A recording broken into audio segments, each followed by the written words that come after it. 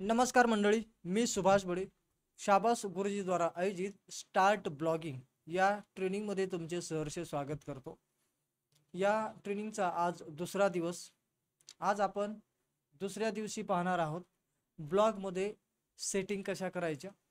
त्याच्या अगोदर कालची ब्लॉगची जी पूर्वतयारी आपण करून घेतली त्याचाच काही थोडासा भाग आपण आज पाहणार आहोत. प्रत्यक्ष ब्लॉग लिहिताना आपण कशी काळजी घेतली पाहिजे, तो लिहिताना प्लॅगॅरिझम फ्री कसा होईल, म्हणजे की तो डुप्लिकेट कॉन्टेंट नसून ओरिजिनल कॉन्टेंट कसा तयार होईल.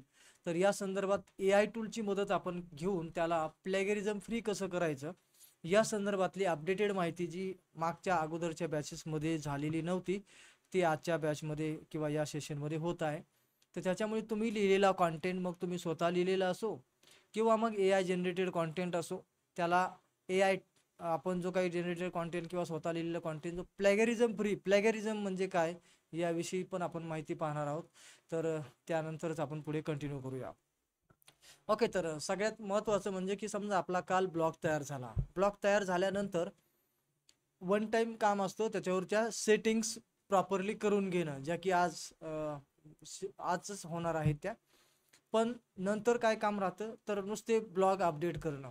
तर ब्लॉग अपडेट करणं रोजचं किंवा आपण काही जे ठरवलं असेल आपल्या नियमाप्रमाणे किंवा आपण काहीतरी नियोजन लावलं असेल की मी दर आठवड्याला 2 ब्लॉग प्रसिद्ध करेल, 3 करेल किंवा मग आठवड्याला 1 करेल वगैरे वगैरे. तर तुमच्या प्लॅननुसार तुम्हाला हे ब्लॉग समजा लिहायचे, ही कायम चालणारी प्रक्रिया असेल. ब्लॉग सेटअप ही वन टाइम प्रक्रिया आहे, त्याला काही रोज काही वेगळं करावं नाही लागत. एकदा सेटिंग मी सांगितल्याप्रमाणे तुम्ही व्हिडिओ पाहून केल्या की तुमच्या त्या सेटिंग पूर्ण झाल्यानंतर तुमचं काम झालं फिनिश. त्याच्यानंतर तुम्हाला रोज टॉपिक शोधायचा आहे, ब्लॉग तयार करायचा आहे, टॉपिक शोधायचा आहे, ब्लॉग तयार करायचा आहे. आता ब्लॉग कुठे मॅनेज करायचे वगैरे, तर त्यासाठी आपण गुगल कीप नोट्स वापरणार आहोत. कालच्या सेशनमध्ये आपण त्याची बरीच माहिती पाहिलेली आहे. आणखी डिटेल माहितीसाठी स्पेशल रेकॉर्डेड व्हिडिओसुद्धा त्याचा वेगळा उपलब्ध आहे आपल्या रेकॉर्डेड कोर्सच्या how to use Google Keep notes या नावाने तो व्हिडिओ आहे सेशन म्हणजे रेकॉर्डेड कोर्समध्ये. आता आज आपण काय पाहूया की आता प्रत्यक्ष AI टूलचा वापर करून एखादा कॉन्टेंट तुम्ही जनरेट केला किंवा तुम्ही स्वतः लिहिला. तर ब्लॉग समजा तुम्ही लिहिला खरा, स्वतः लिहिला किंवा मग AI जनरेटेड कॉन्टेंट तयार करून लिहिला. त्याच्यानंतर तो प्लॅगॅरिझम फ्री करणे म्हणजे काय करणे.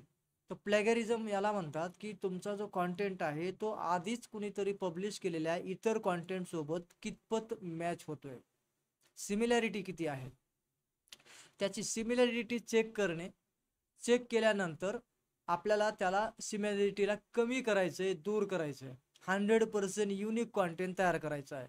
तर ही जी प्रक्रिया आहे जी आता मी सांगेल, ही प्रक्रिया तुम्हाला आयुष्यभर उपयोगी पडणारी आहे. जी की प्लॅगॅरिझम फ्री पोस्ट लिहिणे ही अतिशय महत्त्वाची गोष्ट आहे. कारण की पहिले म्हणजे काही वर्षापूर्वी ब्लॉग लिहिणारे कमी होते, ब्लॉगवरती कॉन्टेंट नव्हता, त्यामुळे गुगलला एवढं काही छेडछाड किंवा एवढं काही छाननी करायची गरज पडत नव्हती. फक्त कॉन्टेंट येऊ द्या, कोणी पण लिहा पण येऊ द्या कॉन्टेंट, असं गुगलचा पहिला फंडा होता. पण आता मात्र काय झालंय, कॉन्टेंट लिहिणाऱ्याची संख्या प्रचंड आहे. त्याच्यामुळे तोच कॉन्टेंट डबल होऊ नये याच्यासाठी गुगलने वेगवेगळे अल्गोरिदम सेट केलेले आहेत आणि ते चेक करतात की किती सिमिलर कॉन्टेंट आहे, कॉपीराईट फ्री आहे किंवा ह्या सगळ्या गोष्टी. आणि मग त्याच्यामुळे आत्ताच्या काळात ब्लॉग नुसता लिहून उचलला टाकला असं चालत नाही. तुम्हाला जर त्याच्यावरून इन्कम कमवायचं नसेल तर मग कसाही कॉन्टेंट टाकला, तो AI जनरेटेड असला काय, कॉपीराईट फ्री असला नसला काय, त्याने काहीही फरक पडत नाही. कॉपीराईट फ्रीने कॉपीराईट म्हणजे कोणाचा तरी कॉन्टेंट असेल कॉपीराईटवाला आणि तो तुम्ही जशास तसा टाकला तर फरक पडू शकतो, पण तोपर्यंत तुम्हाला फरक नाही पडणार जोपर्यंत तुमच्या ब्लॉगवरती ॲडव्हर्टाईज चालू नसतात. त्यामुळे ज्यांना कोणाला ॲडव्हर्टायझिंग करायचंच नाही आहेत, आपल्या ब्लॉगवर ॲडच चालवायच्या नाही आहेत, म्हणजे ते गुगल ॲडसेन्स अप्रूव्हच नाही करायचं आहे, फक्त एक माहिती म्हणून काहीतरी चालवायचं आहे, एक जस्ट आपला स्टेटस अपडेट करण्यासाठी, तर याच्यासाठी मात्र तुम्ही नुसता कॉन्टेंट लिहिला टाकला ह्याला फार काही म्हणजे कोणी चेक करत बसणार नाही किंवा गुगल अल्गोरिदम जरी त्याने चेक सगळं काही केलं तरी तुम्हाला त्याचा काही फरक पडणार नाही. कारण की तुमची पोस्ट रँकमध्ये आली काय नाही आली काय, तुम्ही शेवटी काय फक्त काहीतरी करायचे म्हणून करत आहात. त्यामुळे गुगल त्या रँकिंगमध्ये नाही घेतल्यामुळे तुम्हाला काय फरक पडणार आहे का. पण ज्याला ॲडसेन्स अप्रूव्ह करायचा आहे म्हणजे स्वतःच्या ब्लॉगवरती काय होईल, ॲडव्हर्टाईज येतील, जशा यूट्यूबच्या व्हिडिओला येतात तशा. मग त्या ॲडव्हर्टायझिंग जर का यायच्या असतील तर गुगल ॲडसेन्स अप्रूव्ह करावा लागतो. गुगल ॲडसेन्स तेव्हाच अप्रूव्ह होतो जेव्हा तुमचा कॉन्टेंट युनिक असतो आणि स्पेसिफिक त्याच्या SEO सेटिंग केलेल्या असतात, किंवा तुमचा कॉन्टेंट हा ह्युमनाइड असतो, म्हणजे की जो AI जनरेटेड आणि प्लॅगरिझम फ्री असतो. तर अशा कॉन्टेंट असेल तरच ॲडसेन्स अप्रूव्ह होईल. आणि मग हे सगळं करण्यासाठी ज्यांना कोणाला करायचंय त्याच्याबद्दल ही माहिती देतोय, आणि तुम्ही जेवढी जास्त ह्याच्यातली माहिती इम्प्लिमेंट कराल तेवढं तुमचा फायदा होईल. भले तुमचा ॲडसेन्स अप्रूव्ह करा अगर नका करू, माझं असं कंपल्सरी म्हणणं नाही की तुम्ही प्रत्येकाने करूनच घ्या, पण एवढं तर नक्की आहे की तुमची पोस्ट रँक झाली पाहिजे, जास्तीत जास्त लोकांपर्यंत पोहोचली पाहिजे. याच्यासाठी मात्र हे नियम तुम्हाला उपयोगी पडू शकतात. भले तुम्ही ॲडसेन्स पुढे भविष्यात अप्रूव्ह करा अगर नका करू, पण याच्यासाठी तुमचा ब्लॉग लोकांपर्यंत पोहोचण्यासाठी, सर्चिंगमध्ये येण्यासाठी तुम्हाला ह्या गोष्टी नियम जितके चांगले फॉलो कराल, जेवढं तुम्ही जास्त चांगल्या युनिक पोस्ट लिहाल तेवढं तुमच्यासाठी फायदेशीर राहील. आता प्रॅक्टिकल आपण एखादी पोस्ट लिहिणार आहोत आणि तिला प्लॅगॅरिझम किती आहे तो चेक करणार आहोत, आणि प्लॅगॅरिझम किती आहे ते एकदा नंबर कळल्यामुळे आपण त्याला प्लॅगॅरिझम फ्री कसं करायचं हे पण आज मी सांगणार आहे. त्याच्यामुळे आपल्याला प्लॅगॅरिझम फ्री पोस्ट कशी तयार होते हे शिकून घेणं फार फार महत्त्वाचं आहे. तर मी तुमच्यासमोर स्क्रीन शेअर करतो आणि प्रॅक्टिकल शेअर करतो.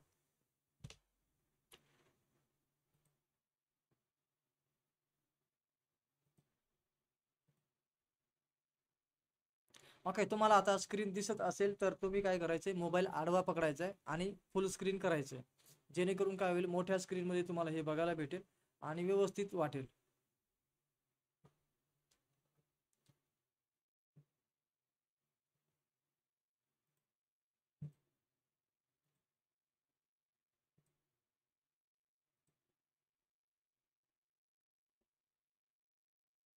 ओके, तर आपल्याला आता स्क्रीन नक्की दिसत असेलच.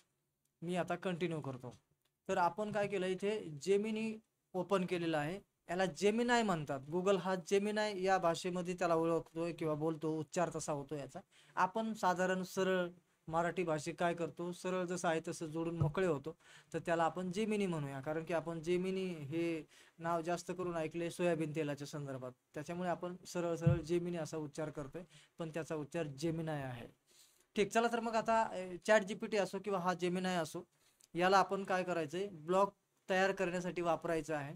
आणि मग ब्लॉग याच्यातून तयार झाला की स्वतः त्याला रिफाईन करायचंय. स्वतः रिफाईन झाल्यानंतर मग आपल्याला प्लॅगॅरिझम त्याचं चेक करायचंय. प्लॅगॅरिझम किती आहे तो एकदा कळल्यानंतर त्या प्लॅगॅरिझमला रिमूव्ह करायचंय, म्हणजे की तो पूर्ण युनिक कॉन्टेंट होईल. तोपर्यंत तो युनिक कॉन्टेंट होणार नाही. ओके, तर मग आपण काय करूया, इथे जेमिनी हा जो टूल आहे ना, याच्यावरती आपण एखादा कॉन्टेंट इथे तयार करू, जस्ट आजच्या दिवसासाठीचं एक एक्झाम्पल म्हणून. तर इथे आपण लिहूया. चॅट जीपीटी मध्ये पण तुम्ही करू शकता, जेमिनाय मध्ये पण करू शकता. तर इथे एक कुठली तरी एक पोस्ट आपण तयार करूया, आणि तिला प्लॅगरिझम किती आहे आणि तो फ्री करायचा वगैरे वगैरे या संदर्भात आपल्याला चर्चा करायची आहे. ओके, तर मग आपण काय करूया, इथे एक पोस्ट लिहितो. तुम्ही पोस्टचा एखादा टॉपिक पण सुचवू शकता, तुमच्यानुसार सुद्धा इथे मी पोस्ट घेऊ शकेल.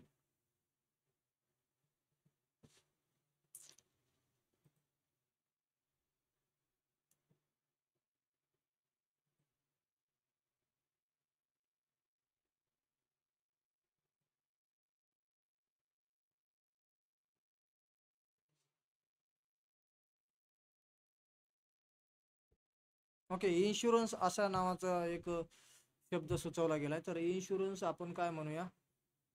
ओके, तुम्ही इथे डायरेक्टली माईक कॅप्चर करतोय का ते, हॅलो,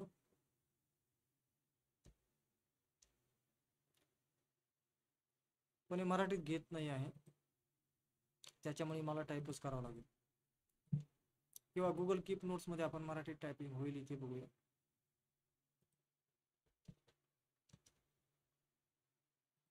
हॅलो,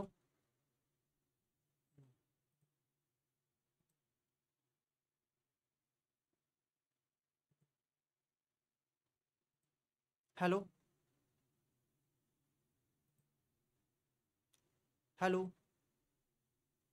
मी सुभाष बडे. ओके, इथे मराठीत टायपिंग नाही होते, तर जस्ट आपण काय करूया, एक वेगळा फंडा राबू.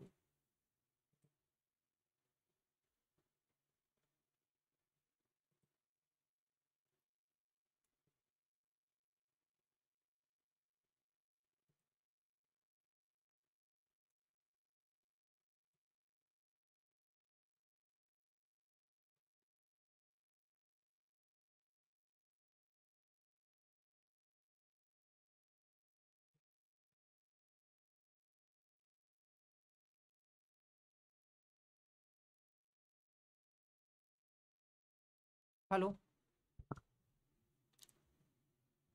तुम्ही एक एक्सपर्ट इन्शुरन्स ॲडवायझर आहात असे समजा.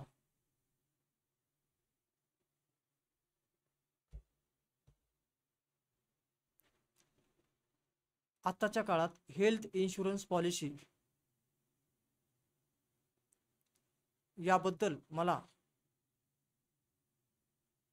संपूर्ण माहिती 30 वर्षाच्या व्यक्तीला द्यायची आहे.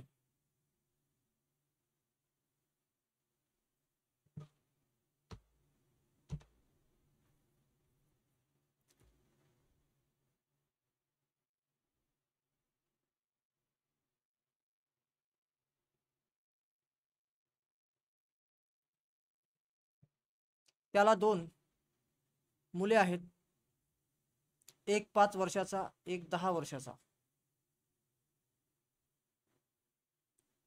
तर यांच्यासाठी मी हेल्थ इन्शुरन्स पॉलिसी बद्दल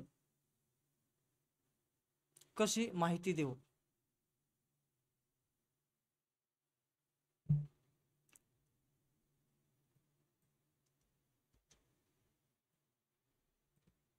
ओके, तर या ठिकाणी मी याला केलं कॉपी.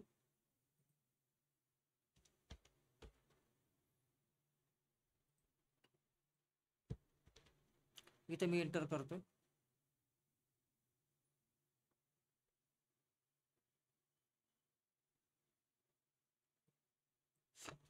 इथे 40 करतो,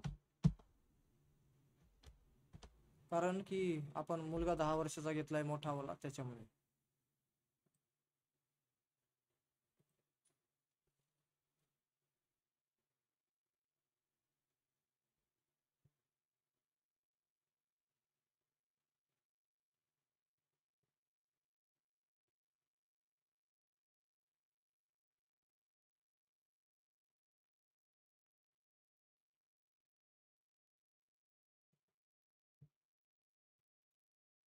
हे बघा, आपण या ठिकाणी त्याला काहीतरी प्रॉम्प्ट दिला आणि त्याच्यानंतर आपण इथे जायचे आणि ते शॉर्टर, लॉंगर वगैरे वगैरे असं आपल्याला देता येतं.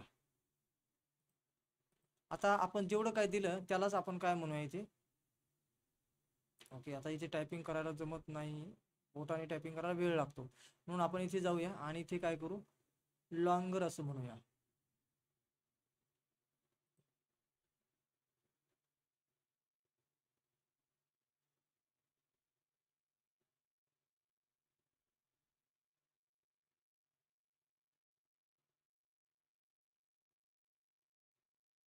ओके, फार काही लॉंग हा कॉन्टेंट लिहू शकत नाही, कारण की हा फ्री व्हर्जन आहे.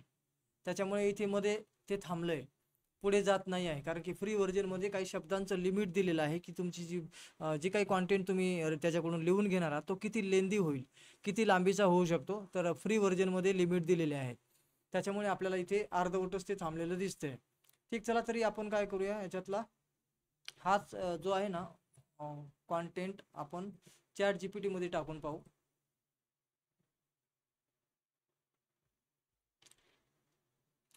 त्याच्याबद्दल माहिती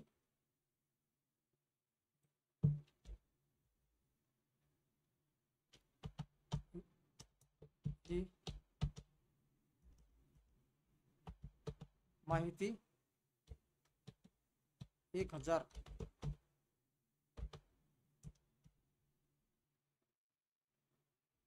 शब्दांमध्ये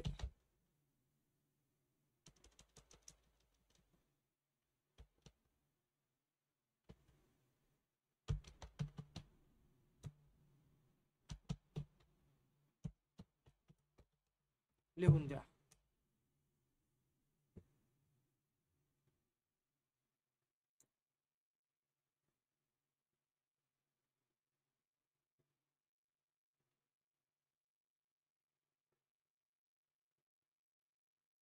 ओके, आता हे 1000 शब्द असं का लिहिलंय मी, तर मी सांगायचं विसरलो यापूर्वीच की आपण जी पोस्ट लिहिणार आहोत तर ती जर का तुम्हाला रँकिंगमध्ये यायची असेल आणि शिवाय तुम्हाला ॲडसेन्स अप्रूव्हल वगैरे पण भविष्यात पाहिजे असेल, तर आपल्याला कमीत कमी 1000 शब्दांची पोस्ट असली पाहिजे, कमीत कमी, बरं का. तर मग आपला कॉन्टेंट त्यावेळेस गुगल हा रिलायबल समजतो आणि आपल्याला ॲडसेन्स अप्रूव्ह करण्यास पुढे कमी अडथळे येतात. तर त्यामुळे 1000 शब्दांच्या मर्यादेमध्ये आपल्याला पोस्ट लिहिणं आवश्यक आहे. त्यापेक्षा जास्त लिहिली तरी चालेल, पण कमी नको. तर तुम्ही 8, 10, 15, 50 ओळी लिहिणार तर ती पोस्ट रँक व्हायला फार मुश्किल आहे आणि त्याच्यावर ॲडसेन्स पण अप्रूव्ह होणार नाही. ॲडसेन्स अप्रूव्ह झाल्यानंतर कमी जास्त तुमच्या पोस्ट झाल्या तरी समजा होऊन जाईल, पण ॲडसेन्स अप्रूव्ह होण्याच्या अगोदर मात्र तुम्हाला ह्या पोस्ट ज्या आहेत त्या प्रॉपरली तेवढ्या म्हणजे तशा पद्धतीने लिहाव्या लागतील, सगळे नियम फॉलो करावे लागतील. आणि याचा अर्थ असा नाही की ॲडसेन्स अप्रूव्ह झाल्याच्या नंतर तुम्ही काय पण कराल, तर तसं पण नाही चालत. पण ज्याला हे करायचंय त्याच्या आपल्याला नियमाप्रमाणे 1000 कमीत कमी शब्दांमध्ये ती पोस्ट असली पाहिजे. तर या पद्धतीने आपण त्याला तसा प्रॉम्प्ट दिला आणि 1000 शब्द मर्यादा सुद्धा त्याला सांगितली आणि तेवढा लांबट आणि तेवढा मोठ्या मर्यादेमध्ये याने काय केलं, आपल्याला एक पोस्ट लिहून दिलेली आहे. आता हे सगळं काही मी वाचत बसलेलो नाहीये, त्याने जेवढं काही लिहिलंय जसं लिहिलंय तसं आता आपण कॉपी करणार आहोत आणि याला प्लॅगॅरिझम फ्री करणार आहोत. आता मी स्वतः याच्यात काही रिफाईन केलेलं नाही, काहीच नाही. जसा AI ने कॉन्टेंट आपल्याला दिलाय तसंच मी कॉपी करणार आणि त्याचा प्लॅगॅरिझम आता आपण चेक करूया आणि त्याला प्लॅगॅरिझम फ्री करण्याचा पण प्रयत्न करूया. तर आता हे सगळं पूर्ण समजा आपण लिहिल्यानंतर इथे कॉपी बटन आहे, याला मी कॉपी करतो आणि हाच कॉन्टेंट आपण टाकणार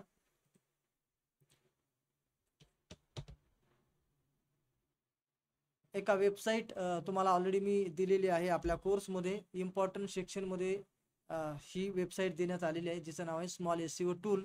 तर ही वेबसाईट आपण ओपन करून हिच्यात भरपूर एकाच ठिकाणी साधारण 100+ AI टूल्स आहेत आणि सगळे टूल्स फ्रीमध्ये आहेत वापरायला. त्याच्यामुळे खास करून आज तुमच्यासमोर हे रिव्हील करतोय की ही वेबसाईट आपण वापरून आत्ता सध्या प्लॅगॅरिझम फ्री हे करणार आहोत. तसं प्लॅगॅरिझम चेकर अनेक टूल आहेत पण ते फक्त चेक करतात. हो.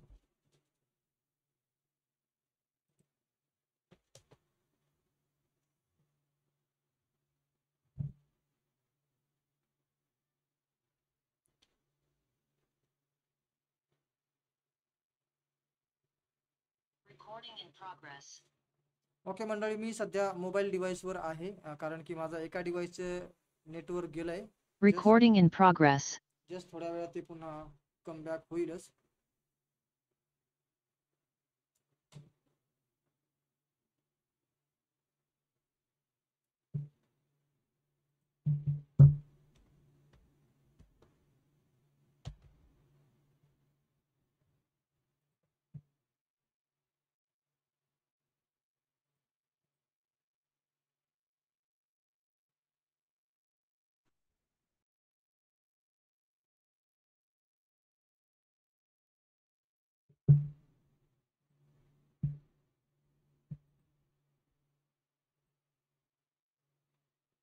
ओके, आवाज येत असेल आता तुम्हाला. पुन्हा एकदा चॅटिंगमध्ये थोडंसं कन्फर्म करा कारण की नेटवर्क गेलं होतं आणि ते पुन्हा आलेलं आहे.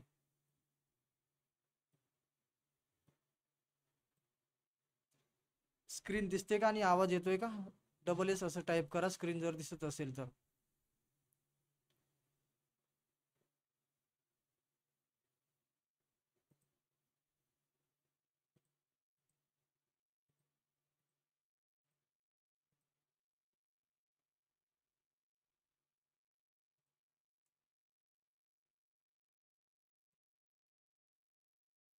ओके, स्क्रीन ब्लर दिसते. ओके, एकदा मी चेक करतो.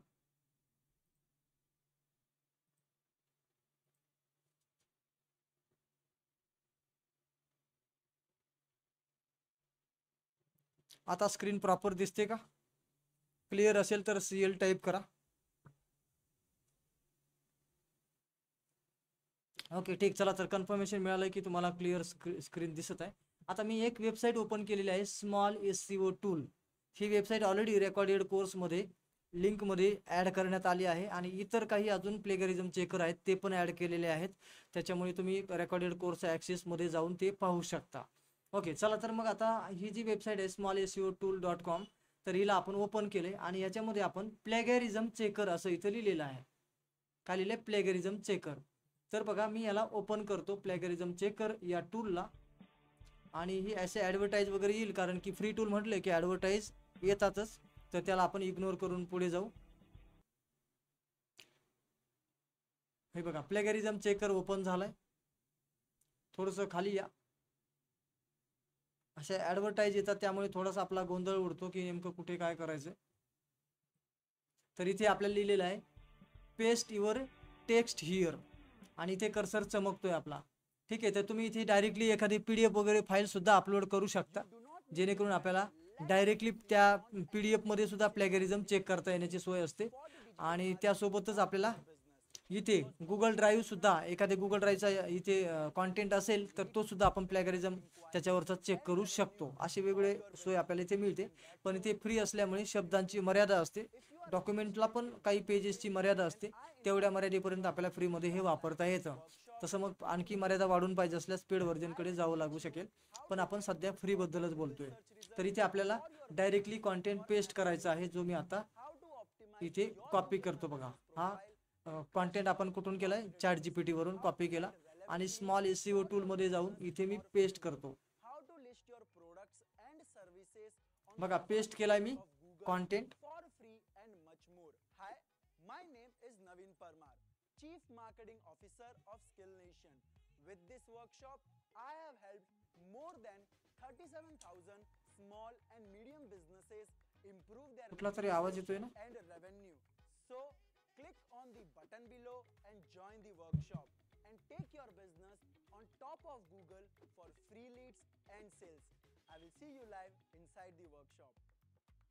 हे बघा, हे असे ॲडव्हर्टाईज चालू असतात ना, त्यामुळे त्याचा आवाज येत होता.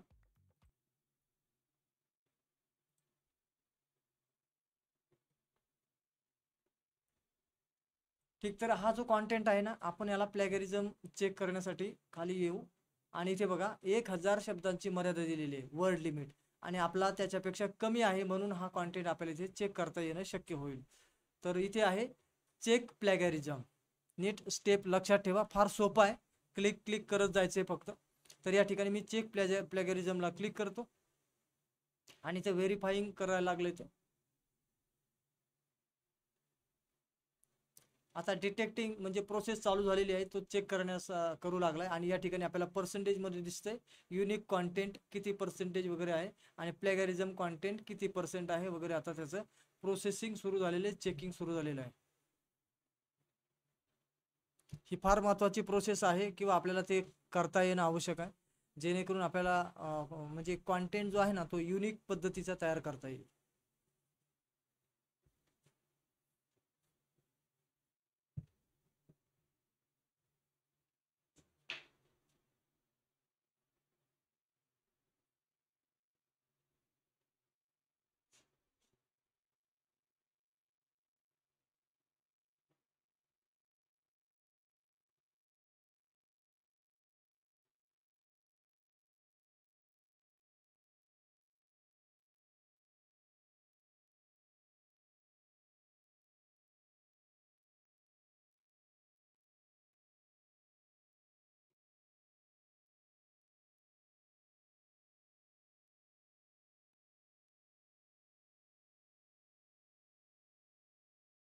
ओके, जे रिपीटर आहे त्यांनाही लक्षात आलं असेल की हा टॉपिक आपण मागच्या बॅचमध्ये, इथून मागच्या बॅचमध्ये हा झालेला नव्हता, हा अपग्रेडेड आहे. म्हणून मी रिक्वेस्ट केली होती की सर्वांनी, जास्तीत जास्त लोकांनी याचा फायदा घ्यावा, परंतु पाहिजे तसे काही लोक फार इथे ऑनलाईन लाईव्हला आले नाहीत. आता या ठिकाणी बघा, आपल्याला युनिकनेस त्याने दाखवला आहे 100% युनिक. तर इथे सुदैवाने आपल्याला प्लॅगरिझम काही मिळालाच नाही आहे, त्याच्यामुळे पुढे काही करायची गरज नाहीच आपल्याला. पण जर का इथे तसं आलेलं असतं प्लॅगरिझम काहीतरी, तर खाली एक बटन येतं रीराईट कॉन्टेंट. तर रीराईट कॉन्टेंटला क्लिक करायचं आणि पुन्हा तो हा टूल जो आहे स्मॉल SEO टूल, हा रीराईट करेल आणि मग पुन्हा प्लॅगरिझम त्याचा चेक करा. असं रीराईट करायचं, प्लॅगरिझम चेक करायचं, रीराईट करायचं, प्लॅगरिझम, जोपर्यंत 100% युनिक होत नाही तोपर्यंत मला ही प्रोसेस करतच राहायची आहे. तर तुमचा 100% युनिक इथे स्कोअर आला की मग तुमचा कॉन्टेंट तुम्ही कॉपी करून तुमच्या ब्लॉगमध्ये वापरायचा किंवा ब्लॉगमध्ये टाकायचा. आता तुम्ही सांगा, आपण याच्या अगोदर ज्या पोस्ट लिहित होतो तर त्या खरंच आपल्याला स्वतःला चेक करायच्या जर असतील ह्या गोष्टी की खरंच याला युनिकनेस आहे का किंवा किती % युनिक आहे आपला कॉन्टेंट, तर हे चेक करणं मॅन्युअली शक्य आहे का? कोणाकोणाला वाटतं हे मॅन्युअली शक्य आहे प्लॅगरिझम चेक करणं? आणि ज्याला वाटतंय हे शक्य आहे त्यांनी Y टाईप करा, ज्याला नाही वाटतंय त्यांनी नो टाईप करा.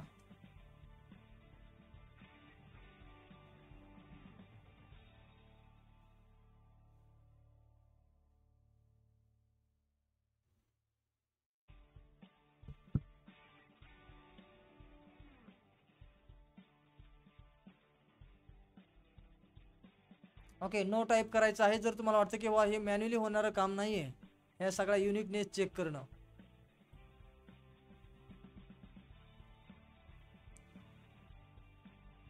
आणि हे सगळं झालंय तर इथून आपण कॉपी करणार, कॉन्टेंट इथून कॉपी करणार. कारण की आपण काय केलं वारंवार, आता हा तर पहिल्यांदाच आपण टाकला आणि पूर्णपणे युनिक कॉन्टेंट आला. पण जर हा युनिक आला नसता, काही पर्सेंटेज त्याने दाखवलं असतं की हा प्लॅगरिझम समजा त्याच्यातला 15% आहे, 20% आहे, 50% आहे, जेवढा काही, तर त्याला खाली जे बटन येते रिजनरेट कॉन्टेंट, तर त्याला क्लिक करून आपण पुन्हा त्याचा प्लॅगरिझम चेक करणार, पुन्हा रिजनरेट करणार. असं करून 100% युनिकनेस आल्यानंतर मग आपण इथं करायचं कॉपी टेक्स्ट, कॉपी टेक्स्ट, आणि मग आपण हा आता ब्लॉगमध्ये टाकणार. आता इथून पुढे ही प्रक्रिया, यातून ग्रामर पण चेक होते. ग्रामरची काही सांगता येत नाही खात्री. ग्रामरसाठी ग्रामरली वगैरे टूल आहेत, त्याने वापरून आपल्याला ते चेक करावं लागू शकेल असं माझा अंदाज आहे. कारण की मी अजून मराठीवर आता हे मी याच्या अगोदर हे टूल फार जास्त वापरलेले नाही आहेत, कारण की नवीनच आहेत ना हे सगळे टूल. त्याच्यामुळे ग्रामर वगैरे तेवढं म्हणजे आपल्याला तर खरं म्हणजे अगोदर हा जो कॉन्टेंट होता तो मॅन्युअली रिफाईन करायला पाहिजे होता मी स्वतः, आणि मग तो टाकायला पाहिजे होता. कारण की या स्टार वगैरे आणि बाकीच्यातली थोडीफार भाषा मी चेंज केली असती. पण मी डायरेक्टली तुमच्यासमोर असाच कॉन्टेंट टाकला यासाठी, कारण की मला वाटलं होतं की काहीतरी याच्यात प्लॅगरिझम दाखवेल आणि मग त्याला आपण म्हणजे पुन्हा रिजनरेट कॉन्टेंट करून तो निघून जातो, हे तुम्हाला मला प्रत्यक्ष दाखवायचं होतं. पण तसं काही झालं नाही. ओके, तर या ठिकाणी चेक ग्रामर वगैरे हे सगळे टूल याच्यात इन्क्लूडच असतात प्रत्येकाच्या इथे खाली. तर text to speech, check grammar वगैरे, पण ह्याच्यात काय हे सगळं फ्री वापरत असल्यामुळे या प्रत्येकाला लिमिट आहे. तर तुम्ही चेक ग्रामर जरी केलं तरी याच्या लिमिटपर्यंत तो चेक करू शकेल. भरपूर पोस्ट किंवा तुमचं जे कॉन्टेंट आहे तो जर मोठा असेल तर तो चेक नाही करू शकणार, तर तुम्हाला तो लगेच पेड व्हर्जन घ्यायला सांगेल. तर अशा प्रकारे पण तुम्ही चेक ग्रामर, छोटी पोस्ट असेल तर इथून करू शकता. मी जस्ट याला क्लिक करून पाहतो की काय मराठीचं ग्रामर तो चेक करू शकतोय का.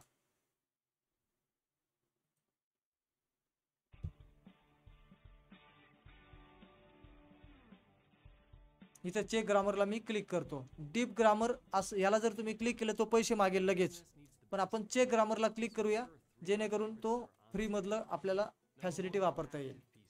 You can automate processes in your business with this no-code alternative to Zapier. For example, I could use this flow to tweet engaging content automatically. Instead of paying almost $200 a month for Zapier,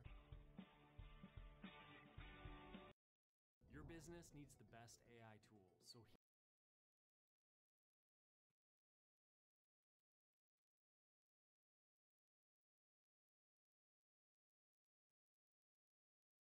okay, तर याच्यात काही grammar check करताना काय तो वाटत नाही, म्हणजे check करत नाही आहे तो. तर ठीक, आपण इथपर्यंत पोहोचलो आणि आपल्याला ह्या सगळ्या गोष्टी इथपर्यंत कळल्यात की कशा पद्धतीने आपण हे कॉन्टेंटला प्लॅगरिझम फ्री केलेलं आहे किंवा त्याचा प्लॅगरिझम चेक केला. आता हा कॉन्टेंट आपण ब्लॉगमध्ये वापरणार. तर इथपर्यंत मला वाटतं प्रोसेस तुम्हाला आधी कळणं गरजेचं आहे. बाकी प्रोसेस आपण पुढे कंटिन्यू करणार आहोत. तर तुम्हाला प्लॅगरिझम कसा चेक करायचा हा मी स्मॉल SEO टूल्स या मदतीने दाखवला. याच्यावरती भरपूर सारे टूल्स याच्यामध्ये आहेत ऑलरेडी. 100हून अधिक टूल याच्यामध्ये आपल्याला फ्री वापरायला मिळतात. एकाच वेबसाईटवर अनेक वेगवेगळे टूल इंटिग्रेट केलेले आहेत. त्याच्यामुळे आपल्याला इथे एकाच लिंकवरती भरपूर सारे टूल AIचे वापरायला मिळत आहेत. तुम्हाला त्यातले जे उपयोगी वाटतील, जेवढ्यापर्यंत लिमिट आहे तेवढ्यापर्यंत तुम्ही सगळ्या टूलचा वापर करू शकता. तसे बाकीचे इतर प्लॅगरिझम चेकर मी आपल्या कोर्समध्ये, रेकॉर्डेड कोर्समध्ये इम्पॉर्टंट लिंक सेक्शनमध्ये दिलेले आहेत, त्याचाही तुम्हाला गरजेनुसार वापर करता येईल. ओके, चला तर मग हे तुम्हाला कळलं असेल प्लॅगरिझम फ्री पोस्ट तयार करायची. यालाच म्हणतात युनिक पोस्ट तयार करणे. गुगलचा जो अल्गोरिदम आहे तो त्याला चेक करतो. त्याचे रोबोट्स असतात जे की बॅकएंडला येऊन आपल्या वेबसाईटवरती व्हिजिट करत असतात. तर त्यांना म्हणजे युनिक वाटेल अशा प्रकारचा हा कॉन्टेंट इथे जनरेट करून दिलेला आहे. तर तुम्हाला हे जर का समजलं असेल युनिक कॉन्टेंटची कॉन्सेप्ट, तर फक्त UC टाईप करा. UC for unique content concept.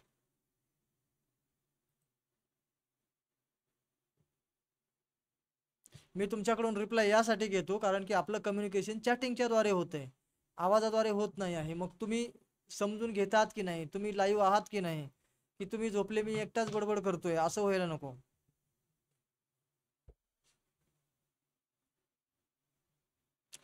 काही जण आपल्यापैकी मीटिंग चालू ठेवून जेवत असतील, पण रिक्वेस्ट आहे की आपल्याला अशी इतर कामं करू नये म्हणजे हे मीटिंग चालू असताना, कारण की फुल फोकस द्यावा. इतर वेळेला आपल्यालाच माहिती आहे की स्वतःला आपण हे रेकॉर्ड व्हिडिओ पाहायला वेळ देऊ शकत नाहीत, तर निदान लाईव्ह आल्यावर तरी आपल्यासाठी हा 1-1.5 तास लाईव्ह देता आला तर आपल्याला फायद्याचा होईल, जेणेकरून नेक्स्ट टाईम आपल्याला रेकॉर्डिंग व्हिडिओ पूर्ण पाहण्याची गरज नाही पडणार. त्यातला मधला कुठला तरी कॉन्टेंट जो गरजेचा वाटेल तेवढाच तुम्ही पाहू शकता. ओके, चला तर मग आता हा युनिक कॉन्टेंट तयार करण्याची कॉन्सेप्ट तुम्हाला समजली. AI टूलच्या मदतीने आपण हे सगळी केली. आता आपल्याला ब्लॉग पोस्ट तयार करता आली असं मी समजतो. तुम्ही स्वतःहून तयार जरी केली तरी प्लॅगरिझम या पद्धतीने चेक करायचा आहे आणि पूर्ण 100% युनिक असेल तरच तो ब्लॉग पोस्टवरती अपलोड करायचा आहे. तर ही प्रक्रिया मात्र तुम्हाला मस्त आता कळली असेलच. त्यामुळे आपल्याला फ्रीमध्ये हा 1000 मर्यादेपर्यंतचा टूल मात्र फार उपयोगी पडेल. आता आपण जाऊया ब्लॉगकडे पुन्हा एकदा. जो ब्लॉगर आपण काल चालू केला त्याच्यामध्ये आपण एक ब्लॉग तयार सुद्धा केला आणि मग ही नो पोस्ट असं इथे आलेलं आहे. आता मग आपल्याला पोस्ट लिहायची आहे. पोस्ट आपल्याकडे रेडी आहे. आता ही युनिक पोस्ट तयार झालेली जी आहे ना, हिला मॅनेज कुठे करणार, तर हा डेटा कॉपी करणार आणि आपल्या गुगल कीप नोट्समध्ये मॅनेज करणार आणि मग अशा युनिक पोस्ट आणि नॉन युनिक पोस्ट अशा सगळ्या तुम्ही तिथे मॅनेज करायच्या आहेत गुगल कीप नोट्सवरती आणि गरजेनुसार त्यातल्या पोस्ट आपल्या ब्लॉगवरती एक अपलोड करत जायच्यात. आठवेल तेव्हा वेळेनुसार तुम्ही गुगल कीप नोटचा वापर करून व्हॉइस टायपिंगच्या द्वारे तिकडे ब्लॉग तयार करत चला. काही वेळेला AI जनरेटेड कॉन्टेंट सुद्धा तयार करा गरजेनुसार आणि AI जनरेटेड कॉन्टेंट तयार झाला तो सुद्धा उचला, कॉपी करा आणि आपल्या गुगल कीप नोट्समध्ये स्टोअर करा. अशा पद्धतीने तिथे ऑर्गनाईज करत चला, कारण की गुगल कीप नोट्स सगळे तुमचे वर्षभराचं मागचं रेकॉर्ड तुम्हाला एका म्हणजे क्षणात दाखवू शकेल. तसं हे AIचे टूल वगैरे हे तर टेम्पररी आहेत, सगळे फ्री टूल आहेत. मग त्याच्यानंतर गुगल जेमिनी असो किंवा तुमचा ChatGPT असो, तर याच्यावर कॉन्टेंट तयार झाल्यानंतर मनपसंत कॉन्टेंट जर असेल तर तो डायरेक्टली गुगल कीप नोट्समध्ये तुम्ही स्टोअर करावा, जेणेकरून तुम्हाला त्याचा पुढे भविष्यात लॉंग टर्म पुन्हा फायदा घेता येईल. आणि ह्याच्यावर पूर्ण अवलंबून राहू नका. कुठलेही बाकीचे जेवढे मी टूल सांगतोय याच्यावर कॉन्टेंट सेव्ह ठेवू नका. हे फक्त म्हणजे इमिडिएट वापरा आणि विसरून जा त्याला, कारण की हे सगळं फ्री आहे. आपलं काहीच नाही याच्यात, कधी काय जाईल त्यातलं काही सांगता येत नाही. त्याच्यामुळे तुम्हाला गुगल कीप नोट्स हा तुमचा प्रामुख्यानं स्टोरेज समजायचा आहे तुमच्या ह्या ब्लॉगच्या सगळ्या तुमच्या करिअरमधला. ओके, चला तर मी कंटिन्यू करतो. आणि आपल्याला आता लक्षात घ्यायचं की आपल्याला पोस्ट तयार करायची. तर ब्लॉग आपला ऑलरेडी रेडी असतो. इथे ब्लॉगचं नाव असेल, माझ्याकडे एकापेक्षा अधिक ब्लॉग आहेत म्हणून इथे दिसतंय. जस्ट मी बाजूला क्लिक केलं, इथे बघा मॅथ ट्रिक्स या ब्लॉगमध्ये मी सध्या आहे. इथे ॲरो असतो बघा, याला जर आपण क्लिक केलं ना तर आपल्याला बाकी इतर ब्लॉग आपल्याला दिसतात. म्हणजे आपला ईमेल ID इथे एकच लॉग इन आहे. या एका ईमेल ID वरती मल्टिपल ब्लॉग आपण बनवू शकतो. पण मी तुम्हाला रिकमेंड करेल, तुम्ही प्रॅक्टिससाठी एखादा बनवला असला आणि खऱ्या अर्थानं तुम्हाला अजून एखादा दुसरा बनवायचा असेल तर काय हरकत नाही, पण मल्टिपल ब्लॉग उगाच बनवत बसू नका. एका वेळेला एकच ब्लॉग मॅनेज करा. त्याला सक्सेस तुमच्या माइंड म्हणजे तुमच्या मनात जी ॲक्च्युअल लेवल आहे तिथपर्यंत त्याला नेऊन पोहोचवा. मग दुसरा एखादा ब्लॉग तयार करून अजून एखादा तुमच्याकडे एक्सपर्टी असेल तर त्याला तुम्ही सक्सेस करायला सुरुवात करू शकता. पण एका वेळेला 2-2, 4-4 लगेच चालवू नका, कारण की कुणीही सुरुवात करताना एवढं सगळं मॅनेज करू शकणार नाही. एकाला यशस्वी करा, तो सगळा अनुभव वापरून तुम्ही नेक्स्ट टाइम एखाद्याला एका ब्लॉगला यशस्वी केल्यानंतर नेक्स्ट टाइम तुम्ही अगदी एका वेळेला 2-2 ब्लॉग पण यशस्वी करू शकाल. पण सुरुवात एकानेच करायचे, यशस्वी होईपर्यंत त्याच्याच हात धुवून मागं लागायचे आणि तो तुमच्या एका मनातल्या इच्छेस्थळी तुम्हाला ते यश मिळाल्यानंतर मगच तुम्हाला नेक्स्ट ब्लॉग तयार करायचा. ओके, चला तर या ठिकाणी मी आता कुठल्या ब्लॉगमध्ये ही पोस्ट तयार म्हणजे मला अपडेट करायची त्यानुसार त्या पोस्ट त्या हेडलाईन त्या टायटलवरती आपल्याला क्लिक करावं लागेल. आता तुमच्याकडे एवढे टायटल करायची दिसणार नाही, एखाद दोनच असू शकतो, तर तुम्हाला काही फार अवघड नाही वाटणार. तर मी त्यातल्या एका ह्या मॅथ ट्रिक्स या ब्लॉगला क्लिक करतो आणि मॅथ ट्रिक्सची ते हेडलाईन किंवा हे टायटल आहे जे ब्लॉगचं, त्याच्यातच ह्या मेनूमध्ये जे काही आपण छेडछाड करू त्याने इतर ब्लॉगवर काहीही परिणाम होणार नाही. जे काही आपण या मेनूमध्ये छेडछाड करणार ते परिणाम फक्त आणि फक्त मॅथ ट्रिक्स याच ब्लॉग पुरते मर्यादित असतील. हे मात्र पक्क लक्षात ठेवा, नाहीतर तुम्हाला वाटेल की मी इथे काही चेंजेस केला तर तो सगळ्या ब्लॉगवर लागू पडेल, तर असं नाही होणार. तर तुम्हाला इथे वरती जे टायटल दिसतं त्याच टायटलच्या ब्लॉगवरती ह्या सगळ्या सेटिंगचा जो काही बदल आहे तो इम्प्लिमेंट होईल, लागू पडेल. तर मी सध्या आता नवीन पोस्ट तयार करायची म्हणून काय करणार, इथे पोस्टला क्लिक करतो न्यू पोस्ट, ऑलरेडी पोस्टला क्लिक आहे, ऑरेंज कलर त्याचा दिसतोय, बाकी ब्लॅक दिसतंय. न्यू पोस्टला आता क्लिक करायचंय जेणेकरून आपल्याला एक पोस्ट तयार करायची आहे. म्हणून मी इथे केलं क्लिक. आणि या ठिकाणी पोस्ट तयार करण्यासाठी आपल्याला इथे वर्ड सारखं एक डॉक्युमेंट ओपन झालेलं आहे. इथे पब्लिश असं बटन आहे आणि इथे आपल्याला काही फॉर्मॅटिंगचे टूल्स आहेत, जसं की बोल्ड, इटॅलिक, अंडरलाईन, पॅराग्राफ आणि ह्या सगळ्या फॉन्ट साईज वगैरे वगैरे काही गोष्टी आहेत. इथे आपल्याला इमेज, व्हिडिओ, इमोजी ॲड करण्याचे ऑप्शन्स आहेत, लिंक इन्सर्ट करण्याचे ऑप्शन्स आहेत आणि हे बाकी अलाइनमेंटचे वगैरे ऑप्शन्स आहेत, हे बुलेट पॉईंट वगैरेचे. आणि याच्यामध्ये आतमध्ये आल्यावर इथे असे काही आणखी ऑप्शन्स आहेत. ओके, चला तर आता पोस्ट मला इथे टाकायची आहे. तर ती ChatGPT वरची पोस्ट समजा आपण आता घेऊया. तर ChatGPT किंवा स्मॉल SEO टूल कुठून तरी. तर हा जो कॉन्टेंट आहे, हा कॉन्टेंट आपण थोडंसं इथून आपण कॉपी करून घेणार आहोत. कॉपी टेक्स्ट मला क्लिक केलंय बघा. आणि हो, आपल्याला इथे जायचंय ब्लॉगवर आणि इथे पेस्ट करायचं आहे. बघा कॉन्टेंट मी इथे पेस्ट केला. आता ह्या स्टार वगैरे ह्या मॅन्युअली काढाव्या लागतील आपल्याला, पण आता एवढा वेळ नाही आपल्याकडे हे सगळं काढत बसायला. तुम्हाला नेमकं ज्या महत्त्वाच्या गोष्टी आहेत त्या तुम्ही समजून घ्या. बाकी याला एवढंच स्टारला वगैरे मनावर घेऊ नका सध्या तरी. ओके ठीक. तर आता ही पोस्ट मी जशाच तशी टाकली, मग लगेच आपण इथे पब्लिश बटन क्लिक करायचं का नाही करायचं, याच्यामध्ये काही गोष्टी महत्त्वाच्या असतात. आणि ते म्हणजे काय की समजा आता हे हेल्थ इन्शुरन्स पॉलिसी एक संपूर्ण मार्गदर्शन, आता हे काय एक टायटल आहे ChatGPTने दिलेलं. या टायटलमध्ये आपल्याला पाहिजे तर आपण बदल करू शकतो, असंच पाहिजे योग्य वाटत असेल तर आपण ठेवू शकतो. पण हा बदल महत्त्वाचा आहे कुठला, याला टायटल फॉर्मॅटमध्ये लिहिणं गरजेचं आहे. म्हणजे कसं, इथे बघा पॅरेग्राफ असं लिहिलेलं आहे, म्हणजे की पोस्ट पूर्णपणे काय झालेली आहे, पॅरेग्राफ या फॉर्मॅटिंगमध्ये आहे. आणि गुगल SEO म्हणजे काय, सर्च इंजिन ऑप्टिमायझेशन, याचे जे रोबोट्स असतात ते आपल्या पेजवरती आल्यानंतर ते चेक करतात की तुमची हेडलाईन कोणती आहे, पॅराग्राफ कोणता आहे, सब हेडलाईन कोणती आहे, इमेज कोणती आहे, व्हिडिओ कोणता आहे, हा सगळा कॉन्टेंट चेक केला जातो. मग हे रोबोट चेक कसं करतात, तर या ठिकाणी आपल्याला इथे जरी तुम्ही हेडलाईनचा समजा तुम्ही काय म्हणतात फॉन्ट मोठा केला, तरी ती गुगलच्या रोबोटच्या नियमानुसार ती हेडलाईन होत नाही. मग हेडलाईन कशी होणार, तर याला आपण समजा क्लिक करायचंय आणि इथे पॅरेग्राफ जे दिलेलं आहे इथे क्लिक करून याला इथे लिहायचंय हेडिंग. काय हेडिंग, हेडिंग केल्यानंतर ऑटोमॅटिक त्याचा फॉन्ट मोठा झालाय आणि याला फॉन्ट तुम्ही पाहिजे तर लहान करू शकता. पण इथे फॉर्मॅटिंग त्याची कशी पाहिजे, हेडिंग. तर हेडिंग इथे दिलं, त्याच्यानंतर आपल्याला इथे क्लिक करायचं फॉन्ट साईज, ती जर आपल्याला वाटत असेल जरा मोठी झालेली आहे तर मीडियम करू शकतो आपण. आता ही तुम्ही लहान केली काय आणि मोठी केली काय, ती हेडिंगच राहणार आहे. कोणासाठी, गुगलची जे रोबोट्स येऊन आपल्या याच्यावरती अल्गोरिदम त्याचा जो चेक करतो आपल्या पोस्टला, त्यांच्यासाठी. तर ते हे बॅकएंडला हे सगळ्या गोष्टी ते वापरत असतात. तर या पद्धतीने आपण हेडिंग म्हणून त्याला द्यायचं. इथे सॉरी, हेडिंग मध्ये आहे तो. ओके, तर हेडिंग दिला. आता याला काय द्यायचंय, सब हेडिंग. याला आपण क्लिक केलं, इथे पॅराग्राफची फॉर्मॅटिंग चेंज करून आपण याला सब हेडिंग फॉर्मॅटिंग देऊ.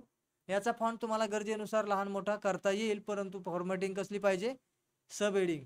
बाकी हे मात्र पॅराग्राफमध्ये चालेल. तर अशा प्रकारे हेडिंग, सब हेडिंग आणि हे आता मधले जे पॉइंट्स आहेत, मग हे काय असणार, तर हे असणार मायनर हेडिंग. याला मायनर हेडिंग मध्ये तुम्ही टाकू शकता. तर अशा प्रकारे हेडिंग, सब हेडिंग, मायनर हेडिंग आणि पॅरेग्राफ्स तुमच्या पूर्ण ब्लॉग पोस्टमध्ये मॅनेज केलेलं असलं पाहिजे. त्याच्यामुळे काय होतं, आपल्या पोस्टला रँकिंग मिळायला फायदा होतो. तर या गोष्टी आपल्याला करायच्या आहेत. नुसती पोस्ट उचलली, कॉपी केली, टाकली म्हणजे झालं नाही. तुमचा कॉन्टेंट युनिक आहे, सगळं खरं आहे, पण तरी देखील आपल्याला या फॉर्मॅटिंगला म्हणजे फॉर्मॅटिंग सुद्धा आपल्याला तशा पद्धतीने करावं लागेल.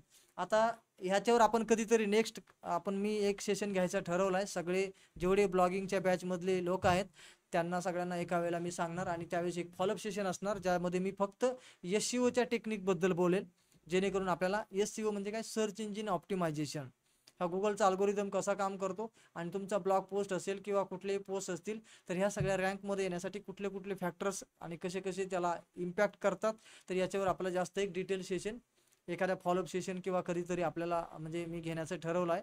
तर आज आपण मात्र एवढं लक्षात ठेवायचं आहे. ओके, हेडिंग, सब हेडिंग आणि मायनर हेडिंग आणि मग नंतर पॅरेग्राफ वगैरे वगैरे. तर अशा पद्धतीने तुम्ही याचं फॉर्मॅटिंग करायचं आहे. याच्यानंतर आपल्याला प्रत्येक ब्लॉगच्या विषयी मी बोलतोय आत्ता तरी, तर प्रत्येक ब्लॉगला किमान एक पोस्ट कंपल्सरी एक इमेज कंपल्सरी ॲड करावीच लागेल आणि करायलाच पाहिजे. तर ती इमेज सर्वात पहिल्यांदा जी इमेज असते ना, हेडिंगच्या वर किंवा हेडिंगच्या जस्ट खाली, हेडिंगच्या शक्यतो खाली इमेज द्या. मी जस्ट इथे देतो बघा, इथे कर्सर मी घेतलाय हेडिंगच्या खाली, आणि इथे प्रत्येक पोस्टला किमान एक इमेज पाहिजेच पाहिजे. एकापेक्षा अधिक दिल्या तरी चांगलीच गोष्ट आहे, पण निदान एक तर पाहिजेच. तर या ठिकाणी आपण एक इमेज जस्ट इन्सर्ट करून पाहूया. तर या ठिकाणी बघा, इमेज इन्सर्ट करायला इथे इमेजचं चिन्ह दिसतं, यावरती क्लिक करायचं आहे आणि या ठिकाणी वेगवेगळे प्रकारे आपल्याला इमेज इन्सर्ट करायचे ऑप्शन मिळतात. जसं की बाय URL, म्हणजे की कुठली तरी इमेजची एखादी लिंक आहे ती तुम्ही इथे टाकली की इमेज इथे डिस्प्ले होईल. ब्लॉगर म्हणजे काय, की ब्लॉगरवर आधीच्या पोस्टमध्ये तुम्ही कुठली तरी इमेज वापरलेली आहे आणि तीच इमेज तुम्हाला पुन्हा या पोस्टमध्ये वापरायची आहे, तर तुम्ही ब्लॉगरला क्लिक करून ती पुन्हा इमेज वापरू शकता. म्हणजे की डबल अपलोड करायची गरज नाही. फोटोज, जे गुगल फोटोज नावाचा एक ॲप असतो आपल्या प्रत्येकाच्या मोबाईलमध्ये, तर त्याच्यात जेवढे फोटोज आहेत त्याच्यातली एखादी इमेज तुम्हाला इन्सर्ट करायची असेल तर हा पर्याय लागू पडतो. आणि अपलोड फ्रॉम कम्प्युटर हा रेग्युलर सर्रास वापरला जाणारा हा आहे, की कम्प्युटरच्या फोल्डरमध्ये ज्या काही आपण इमेजेस तयार करून ठेवतो त्या घेण्यासाठी याचा उपयोग होतो. आता मी ब्लॉगरला जस्ट क्लिक करून पाहतो की अगोदर एखादी पोस्ट याच्यात आहे का घेतलेली इमेज वगैरे, तर नाही आहे. म्हणजे हा पूर्ण ब्लॉग नवीन असल्यामुळे याच्यात अगोदर कुठल्या पोस्ट नाहीत आणि इमेजेस पण नाही आहेत, तर त्यामुळे इथे इमेज दिसत नाही फ्रॉम दिस ब्लॉग. तर मी कॅन्सल करतो आणि आपण फ्रॉम कम्प्युटरकडे जाऊया. ओके, अपलोड फ्रॉम कम्प्युटर आणि ते चूज फाईलला मी क्लिक करतो. जस्ट एक ट्रायलसाठी इमेज आपण घेऊया. तर याच्यातली व्हिडिओ आहे ते,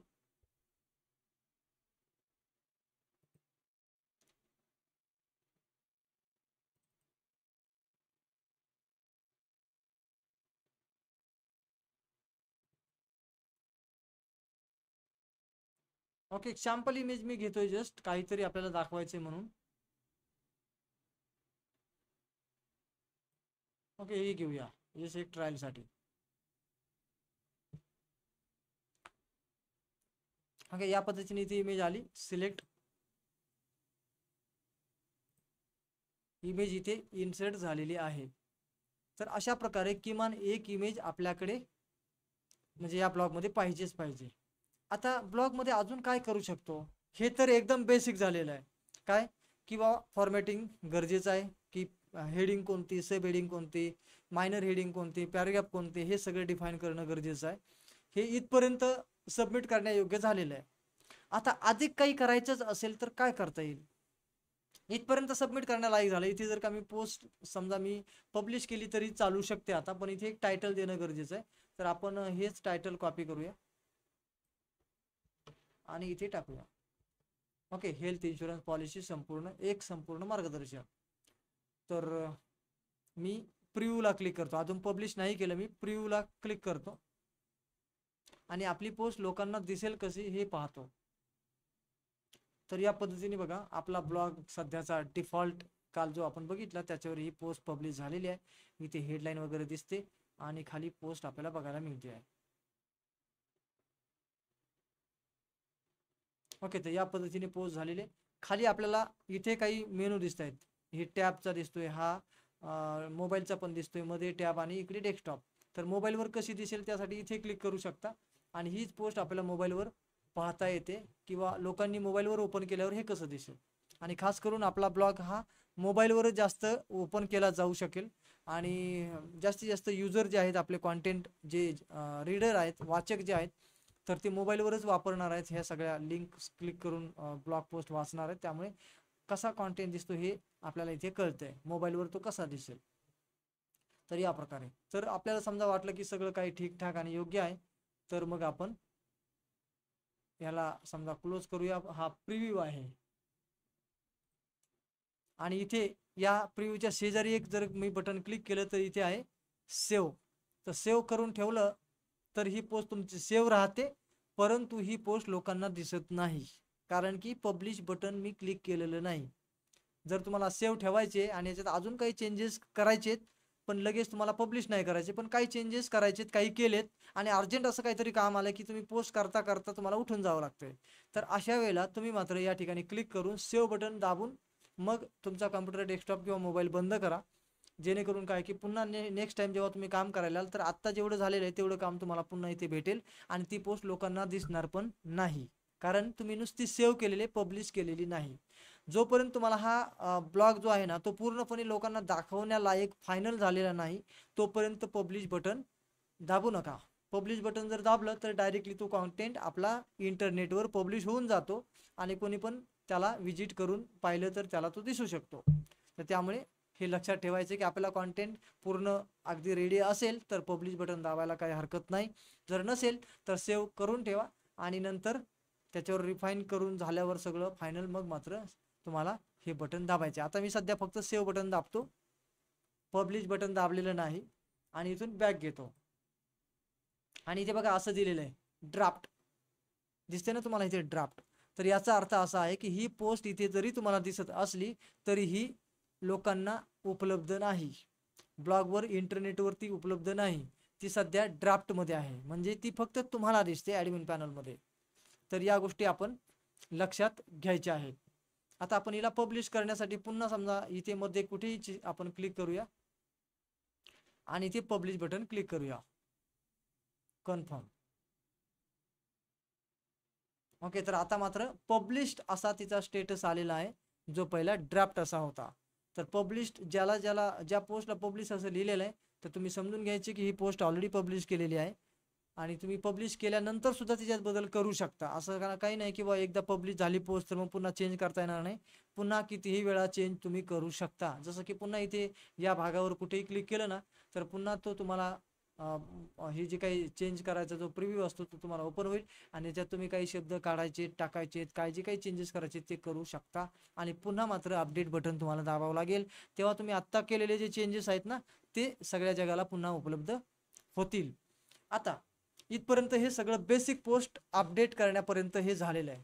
आता या पोस्टला जरा थोडं आपल्या कॉम्पिटिटरपेक्षा अधिक वेगळं, अधिक चांगलं, आपल्या वाचकांना अधिक सुसह्य आणि त्या वाचकाने पुन्हा पुन्हा आपल्या ब्लॉगवरती यावं असं करण्यासाठी अजून काय करू शकतो का, तर ते पण करू शकतो. तर काय काय करू शकतो ते त्याच गोष्टी मी आता इथे पुढे कंटिन्यू करतो. इथपर्यंत हे झालं एकदम प्रायमरी, एकदम बेसिक, की एवढ्याने आपली पोस्ट सबमिट करण्यालायक झालेली आहे. आता याच्यात ॲड ऑन काही गोष्टी करायच्या असतील तर काय करायच्या किंवा काय करता येतील तर ते जरा आपण बघूया. तर याच्यामध्ये बघा आपल्याला इथे काही काही पॉइंट्सला तुम्हाला हायलाइट करता येईल.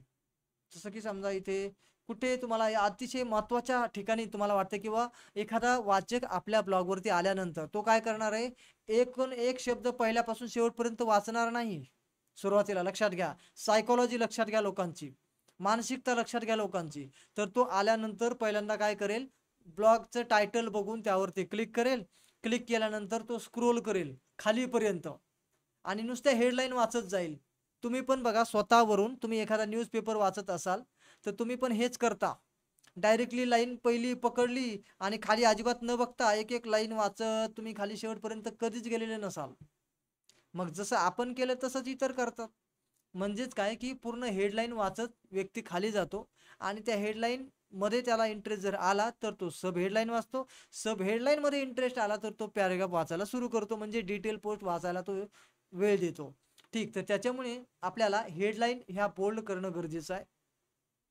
त्याच्यानंतर मध्ये काही तुम्हाला असे पॉइंट्स तुम्हाला माहित असतात की बा ज्या पॉइंटवर त्याला होल्ड करायचं आहे, होल्ड करण्याची कॅपॅबिलिटी त्या पॉईंटमध्ये आहे. या इन्शुरन्समधले आता काही पॉईंट, आता जे इन्शुरन्सवाले आहेत त्यांना ते कळू शकतं की कुठल्या पॉईंटवर त्याला होल्ड आपल्याला करायचे, जो त्याला मुद्दा मनाला लागेल. तर त्याला तुम्ही काय करायचं, अशा मुद्द्यांना, आता मी इथे काही मुद्दे वाचत नाही बसत आहे, पण अशा मुद्द्यांना आपण हायलाईट करायचं आहे. उदाहरणार्थ मी एखाद्या ठिकाणी करून दाखवतो.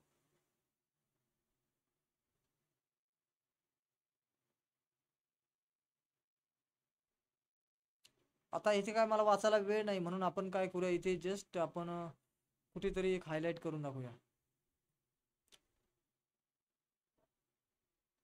ओके, मी एवढं वाक्याला क्लिक केलं आणि इथे क्लिक करायचं पहा, आणि तिथून एक कलर निवडा, कुठला तरी एक पसंतीचा कलर निवडा. तर शक्यतो येल्लो शेडच निवडा. तर येल्लो हा वाला निवडतो मी.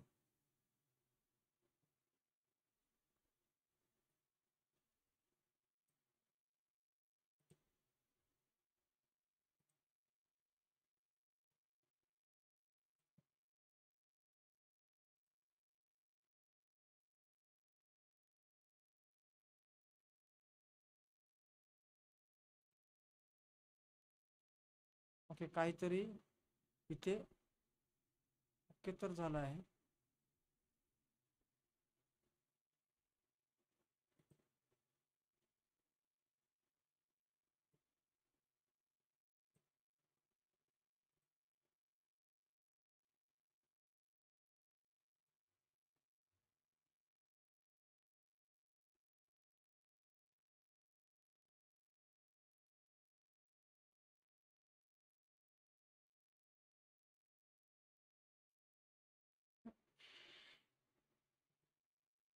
काहीतरी एरर येतोय, मी जरा रिफ्रेश करतो.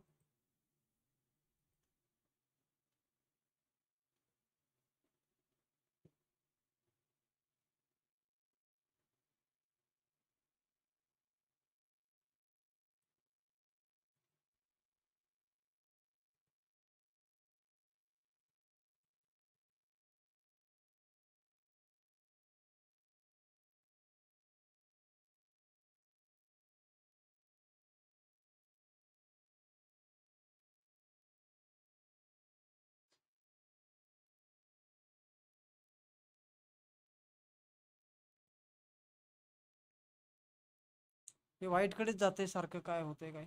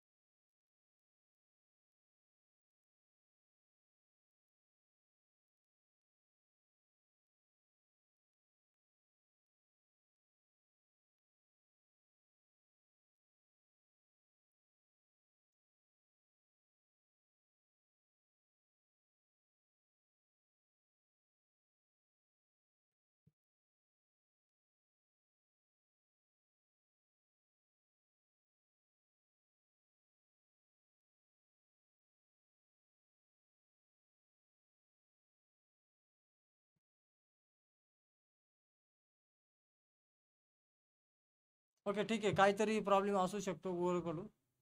तर इथे आपल्याला हायलाईट करायचं एवढा मुद्दा महत्त्वाचा होता, की आपण तसे काही पॉईंट्स आपल्या पूर्ण ब्लॉगमध्ये हायलाईट करायचे, जेणेकरून तो त्याला स्क्रोल करताना वाचेल आणि त्या मुद्द्यांमुळे तो होल्ड होईल. तर यासाठी आपण पहिली गोष्ट काय केली, सगळ्या हेडलाईन, सब हेडलाईन, मायनर हेडलाईन आणि पॅराग्राफ याला प्रॉपरली सेटअप केलं. दुसरा मुद्दा, आपण त्यातले काही पॉईंट्स जे आहेत ते हायलाईट करायचे मध्ये मध्ये. फार जास्त हायलाईट करू नका, अगदी सगळंच हायलाईट दिसेल असं काही करू नका, मध्ये मध्ये कुठेतरी. ओके, तर त्या पद्धतीने एक एक सेंटेन्स मध्ये मध्ये कुठेतरी हायलाईट तुम्ही केलेलं जर असेल तर ते अधिक बेटर होईल. त्याच्यानंतर अजून एक पुढची स्टेप आहे, की या कॉन्टेंटमध्ये काही गोष्टी अशा असतात की व्हिडिओद्वारे, समजा आपल्याकडे या कॉन्टेंटच्या अधिक विश्लेषण व्हिडिओद्वारे असेल, यूट्यूबला समजा तुम्ही व्हिडिओ ठेवलेला आहे, तर तो व्हिडिओ सुद्धा तुम्ही याच्यामध्ये इन्सर्ट करू शकता.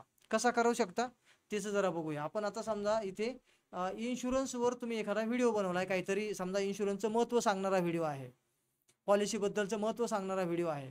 तर अशा पद्धतीचा एखादा व्हिडिओ तुम्हाला मध्येच कुठेतरी इन्सर्ट करायचा आहे. उदाहरणार्थ आपण एखाद्या ठिकाणी इन्सर्ट करून पाहू. जस्ट इथे मी क्लिक करतो आणि इथे व्हिडिओ इन्सर्ट करायचा आहे. तर कसं करणार, इथे इमेजच्या शेजारी व्हिडिओचं चिन्ह आहे, व्हिडिओ इन्सर्ट म्हणून, आणि इथे आपण फ्रॉम कम्प्युटर, फ्रॉम यूट्यूब दोन्ही प्रकारे करू शकतो. मी सध्या यूट्यूबला क्लिक करतो आणि आपला स्वतःचा ईमेल आय डी इथे लॉग इन असतो, त्यामुळे ऑटोमॅटिकच त्याच ईमेल आय डीवरती जो यूट्यूब चॅनल चालू आहे त्याचे व्हिडिओ इथे डिटेक्ट होतात. आता माझा यूट्यूब चॅनल जो आहे तो याच ईमेल आय डीवरती चालू आहे, म्हणून माझे व्हिडिओ इथे आपल्याला दिसत आहेत. तसा याच्यापैकी आपण जस्ट एखादा व्हिडिओ, समजा हा व्हिडिओ मी क्लिक करतो आणि सिलेक्ट म्हणतो. तर या पद्धतीने आपल्याला व्हिडिओ इथे आलेला दिसतोय.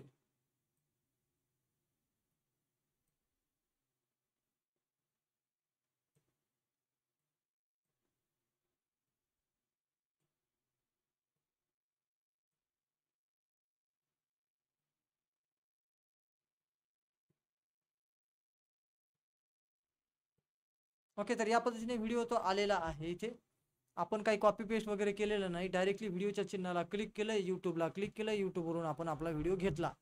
तर या प्रकारे आपण यूट्यूबमधून व्हिडिओ घेऊ शकतो किंवा डायरेक्टली कम्प्युटरमधला पण इथून तुम्ही घेऊ शकता.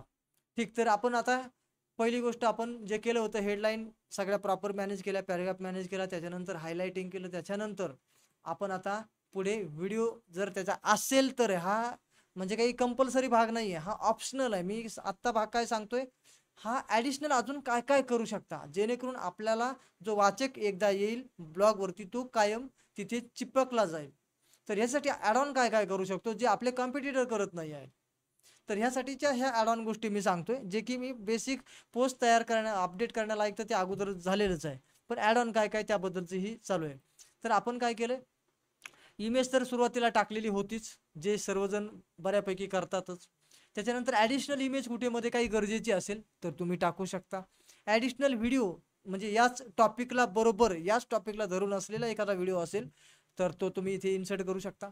आता ह्या व्हिडिओचा डबल फायदा होतो तुम्हाला. यूट्यूबवरती लोक जे पाहतील ते पाहतीलच, तुमच्या ब्लॉगवरती जे येतील ते सुद्धा हा व्हिडिओ पाहतील. तर याचा व्हिडिओचा काउंट यूट्यूबला पण काउंट होतो, इथे जरी व्हिडिओ पाहिला तरी तुमच्या ब्लॉगवरून. त्याच्यामुळे एकाच कॉन्टेंटचे तुम्हाला मल्टिपल फायदे मिळत आहेत. तर इथे व्हिडिओ समजा तुमचा आलेला आहे. आता आणखी ॲड ऑन काय करू शकता, तर याच कॉन्टेंटमध्ये तुम्हाला काही, समजा आता ह्या पॉलिसीबद्दल तुम्ही सांगितलं, पण एखादा म्हणजे टॉपिक तुमचा असाही असू शकतो की कंपॅरिझन विथ 2 पॉलिसीज, तुमच्याच कंपनीच्या 2 पॉलिसी असू शकतात, किंवा इतर दुसरी एक कंपनी आणि सिमिलर आपला एक प्लॅन, दोघांमध्ये कंपॅरिझन करणारा एखादा ब्लॉग तुम्ही तयार केला असेल तर मग टेबुलर फॉर्मॅटमधला डेटा सुद्धा तुम्हाला इथे टाकणं गरजेचं राहील. तर त्या पद्धतीने तुम्ही इथे तो सुद्धा डेटा वापरू शकता आणि त्या पद्धतीने एक्सप्लेनेशन अधिक चांगलं होऊ शकतं. त्याचबरोबरीनं आपल्याला या ठिकाणी काही PDF द्यायची असेल तर PDF तुम्ही इथे इन्सर्ट करू शकता. एखादा गव्हर्नमेंटचा GR आहे किंवा एखादा आपण म्हणूया की तुमच्या पॉलिसी संदर्भात एखादं नियमावली आहे, काहीतरी डॉक्युमेंट वगैरे, तर ते तुम्ही इथे IRDAचे नियम वगैरे असतील तर त्याची PDF तुम्ही इथे ॲड करू शकता. अशा काही गोष्टी म्हणजे PDF सुद्धा याच गोष्टी ॲड करता येतील तुम्हाला. तर मग कधी कधी काय होतं की एखाद्या विषयावर तुम्हाला अधिक माहिती द्यायची आहे, दुसरा ब्लॉग आहे तुमचा समजा एखाद्या विषयावर. आता हा उदाहरण मी इन्शुरन्सचा घेतलाय आणि इन्शुरन्सबद्दल आता इथे काय सांगितलंय, महत्त्व सांगितलंय. पण आता एखाद्या विशिष्ट पॉलिसीबद्दल एखादा ब्लॉग अगोदरच लिहून ठेवलाय आणि समजा ह्याच्यातल्या सगळ्या माहिती पटल्यानंतर कुठेतरी उदाहरणार्थ तुम्ही इथे पॉलिसीचं नाव सांगितलंय की बा हेल्थ इन्शुरन्समधल्या अशा अशा पॉलिसी पण आहेत, आणि मग त्या शब्दाला तुम्हाला टच केल्यानंतर त्या डायरेक्टली प्लॅनमध्ये पण घेऊन जायचं असेल, म्हणजे उदाहरण याच्यावरून आपल्याला असं लक्षात घ्यायचं की एखाद्या शब्दाला हायपरलिंक करणे, त्याच्यावर क्लिक केलं की तो कुठल्या तरी दुसऱ्या पेजवरती, दुसऱ्या माहितीवरती डायव्हर्ट होऊ शकेल. तर ते कसं करतात ते पण आपल्याला म्हणजे या ब्लॉगमध्ये कधी कधी करणं गरजेचं ठरतो. व्हिडिओ स्वतःचाच असावा का, तर स्वतःचाच असणं गरजेचं आहे. बाकी इतरांचे व्हिडिओ जर तुम्ही टाकलेच तर फायदा त्यांना होईल, तुम्हाला नाही होणार. आणि तुम्हाला ॲडसेन्स अप्रूव्ह जर करायचा नसेल तर तुम्ही कोणाच्या दुसऱ्याचा व्हिडिओ इथे टाकल्याने त्यांचा फायदाच होणार आहे, त्यामुळे ॲक्शन घेण्याचा काही संबंधच येत नाही आहे. कारण की यूट्यूब व्हिडिओ हे पब्लिकली अवेलेबल असतात सगळ्यांना पाहण्यासाठी, त्यामुळे तुम्ही कोणाचाही रेडीमेड व्हिडिओ उचलून तुमच्या ब्लॉगमध्ये टाकल्याने तुमच्यावर कुठलाही ॲक्शन घेतला जाणार नाही. उलट यूट्यूबरला फायदाच आहे की तुम्ही त्यांना लोकांपर्यंत पोहोचवताय फुकटच. त्यामुळे तुमच्यावर कुठल्याही प्रकारचे ॲक्शन घेण्याचा काही विषय येतच नाही, कारण की तो कॉन्टेंट जो आहे तो पब्लिकली अवेलेबल आहे आणि तो सर्वांसाठी आहे. त्याच्यामुळे तुम्ही पण तेच करताय, फक्त तुम्हाला मात्र त्याच्यामध्ये स्वतःचं व्हिडिओ एडिट करून व्हिडिओ दुसऱ्याचा आणि नाव तुमचं मध्येच काहीतरी लोगो तुमचा टाकलाय, त्याच्यावर मात्र कॉपीराईट कॉन्टेंट क्रिएटर घेऊ शकतो. पण जशाच तसा व्हिडिओ तुम्ही इकडे जर काही इन्सर्ट केला असेल तर उलट त्याला बल्ले बल्ले फुकटचा एक कोणीतरी मार्केटिंगवाला भेटला, फुकटचा प्रमोटर भेटला, असंही बळ शेअर कर म्हटल्यानंतर कोणी करत नाही आणि तुम्ही तुमच्या ब्लॉगवर टाकून ब्लॉग तुम्ही अगदी मेहनत करून शेअर करताय, तर त्यांना काय नको आहे का? चालेलच, पण तुम्हाला मात्र ॲडसेन्स अप्रूव्ह होणार नाही. आणि ॲडसेन्सवरती अशा काही गोष्टी जर तुम्ही करत असाल तर तुमच्यासाठी ते चांगलं राहणार नाही. ती सगळी ॲडसेन्सची जी रॉयल्टी आहे, इन्कम जो आहे तो त्या व्यक्तीला जाईल ज्याची हा व्हिडिओ वापरला त्याला. ओके, तुम्हाला त्यांना कमवून द्यायचं असेल तर करू शकता, असं सगळं काही करायचं, काही तुम्हाला कोणी आडवं येणार नाही. ओके, चला इथपर्यंत. आता हायलाईट करण्यासंदर्भात आपलं हायपरलिंक करण्यासंदर्भात आपल्याला बोलायचं होतं. कुठल्याही शब्दाला तुम्हाला आता हायपरलिंक करायचं आहे. काही मुद्दा समजा आता इथे कुठेतरी एखादा कव्हरेज वगैरे वाचतोय आणि ते पॉलिसी वगैरे अशी काहीतरी माहिती सांगितली, आता मॅटर्निटी कव्हरेज असं इथे दिलेलं आहे किंवा क्रिटिकल इलनेस वगैरे असं दिलेलं आहे. तर या ठिकाणी समजा क्रिटिकल इलनेस एखादी पॉलिसी चांगली बेनिफिट देणारी तुम्ही आधीच याच्यावरती एखादा ब्लॉक तयार करून ठेवला आहे. आता इथे क्रिटिकल इलनेसला जर क्लिक केलं तर डायरेक्टली तो तिकडे शिफ्ट व्हावा अशी पण आपण सोय करू शकतो. तर त्यासाठी काय करायचं, कुठल्याही शब्दाला ज्याला हायपरलिंक करायचं त्याला आधी सिलेक्ट करा आणि इथे बघा इमेजच्या बाजूला इन्सर्ट लिंक नावाचा ऑप्शन आहे, याला आपण क्लिक करायचं आणि इथे लिंक टाकायची आहे. आता लिंक आपण सध्या व्हिडिओची टाकून पाहूया. ओके, लिंक तर कुठलीही टाकता येऊ शकते. ही टाकतो मी shahbazguruji.com. ओके, म्हणजे थोडंसं प्रॉपर वाटेल. यूट्यूबची लिंक टाकली ती तुम्हाला तेवढंसं पटणार नाही. ओके, चला तर कुठली तरी इथे लिंक टाकायची जी तुम्हाला हवी ती आणि या ठिकाणी ओपन दिस लिंक वगैरे तुम्ही क्लिक केलं तरी चालतंय, नाही केलं तरी चालतंय. ॲप्लाय करून घ्या आणि पहा याला काय झाले, ब्ल्यू अक्षरात हे दिसायला लागले, म्हणजेच की हा हायपरलिंक झाला आहे टेक्स्ट. याच्यावरती कोणी टच करेल तर डायरेक्टली त्या लिंकवर जाईल जी लिंक त्याच्यामध्ये आपण इन्सर्ट केलेली आहे. तर अशा प्रकारे तुम्ही या सगळ्या गोष्टी करून अतिशय चांगला कॉन्टेंट बनवू शकता आणि युजर समजा या कॉन्टेंटला शोधत आला असेल, अशा प्रकारच्या कीवर्डवरून तुमच्या ब्लॉगवर आला असेल तर त्याला या ब्लॉगमधून चांगलं पूर्णपणे समाधान मिळेल की मला जे वाचन ज्या गोष्टी मी शोधतोय ती या ब्लॉगने मला दिलेल्या आहेत. कारण की तुम्ही हेडलाईन दिले, हायलायटिंग दिलंय, इमेज दिलंय, टेबलर फॉर्मॅटमध्ये डेटा दिला किंवा PDF इन्सर्ट करून ठेवलेली आहे. म्हणजे अतिशय याच्यात जी माहिती त्यांना परिपूर्ण या म्हणजे प्रश्नाचे उत्तर मिळवण्यासाठी लागते ती सगळी माहिती तुम्ही याच्यात दिलेली असेल तर तो नक्की समाधान त्याचं होईल आणि तो पुन्हा पुन्हा दुसरे ब्लॉग चेक करेल तुमच्याच याच्यावरती. दुसरे ब्लॉग का चेक करेल, कारण की त्याला कळलं किंवा मी या प्रश्नासाठी इथे आलो, याची अति इत्यंभूत माहिती, अगदी रिलायबल, अगदी ट्रस्टेड कॉन्टेंट मला इथे मिळाला आहे, तो तुमचा दुसरा ब्लॉग चेक करेल. तिथेही त्याला तर ट्रस्टेड कॉन्टेंट आणि अशाच प्रकारचं वाचनीय म्हणजे अगदी तुम्ही हायलाईट पण केलेलं आहे, तुम्ही हेडलाईन पण दाखवल्यात, इमेज पण टाकले, सपोर्टेड व्हिडिओ पण टाकलेले आहेत, PDF टाकलेली आहे, कधी काय काय काय असं मिक्सिंग सगळं तुम्ही केलं आहे. तर त्याला सगळं कॉन्टेंटमधून जे काही समाधान पाहिजे ते जर मिळतं आहे तर तो दुसरे ब्लॉग पण चेक करतो आणि पुन्हा नंतर त्याला कधी ना कधी वाटलं किंवा मला या विषयावर माहिती पाहिजे तर तुमच्याच ब्लॉगवरती तो येणार. तर यासाठी या सगळ्या गोष्टी आपल्याला कराव्या लागतात. युजर फ्रेंडली पोस्ट आपल्याला तयार करावी लागते. तर मला वाटतं की पोस्ट लिहिण्याबद्दल भरपूर काही बोललेलो आहे. तर या पद्धतीने आणि इथे बुलेट पॉईंट वगैरे याचा पण गरजेनुसार वापर करणं गरजेचं आहे आणि तुमची पोस्ट एकदम वाचनीय, अट्रॅक्टिव्ह वाचली पाहिजे, ना की नुसतं काहीतरी अगदी एखादा कथासंग्रह असल्यासारखं तसं वाटायला नको. एकदम वाचनीय असलं पाहिजे, म्हणजे दिसताक्षणी डोळ्याला पण बघायला पण असं काहीतरी कम्फर्ट वाटलं पाहिजे. ओके, तर या प्रकारे हायपरलिंक कसे करावे ते पुन्हा सांगा. ओके, जस्ट पुन्हा एकदा सांगतो बघा. कुठल्याही शब्दाला तुम्हाला हायपरलिंक ज्याला करायचे त्याला सिलेक्ट करायचं. ओके, एक वाक्य करू शकता, एक शब्द करू शकता, जेवढा भाग तुम्ही सिलेक्ट कराल तेवढ्यालाच ती लिंक ॲप्लिकेबल होते. तर सिलेक्ट मी समजा एवढ्या एका शब्दाला केलं, या मनशांतीला समजा केलं इथे, आणि इथे लिंक बटन आहे, इन्सर्ट ऑर एडिट लिंक असं याचं नाव आहे, इमेजच्या शेजारीचं आहे. इथे हे मोबाईलमध्ये पण सगळं भेटतं. ओके, हे सगळे मेनू मोबाईलमध्ये पण आहेत. याला मी क्लिक केलं समजा आणि काही नाही, इथे फक्त ती लिंक पेस्ट करायची आणि अप्लाय बटन दाबायचं, एवढंच काम करायचं, झाले तुमची हायपरलिंक तयार. तर या पद्धतीने तर पोस्ट कशी अपडेट करतात वगैरे या संदर्भात मी तुम्हाला इथे सांगितलं. मी अपडेट बटन दाबतो, हे बघा सेव्ड चेंजेस, आणि या ठिकाणी ही जी पोस्ट आहे ना इथे मी रिफ्रेश करतो, किंवा आपण इथून जाऊया, पुन्हा मागे जातो आणि ते खाली आहे व्ह्यू ब्लॉग, मी क्लिक करतो आणि ही आहे आपल्या ब्लॉगची पब्लिक लिंक. याच्यावरती लोक क्लिक करून आपण कोणालाही आपला ब्लॉग दाखवू शकतो. आणि या पद्धतीने इथे बघा आपला ब्लॉग आलेला आहे. पण हा ब्लॉग आपण इथे आहोत होम पेजवरती.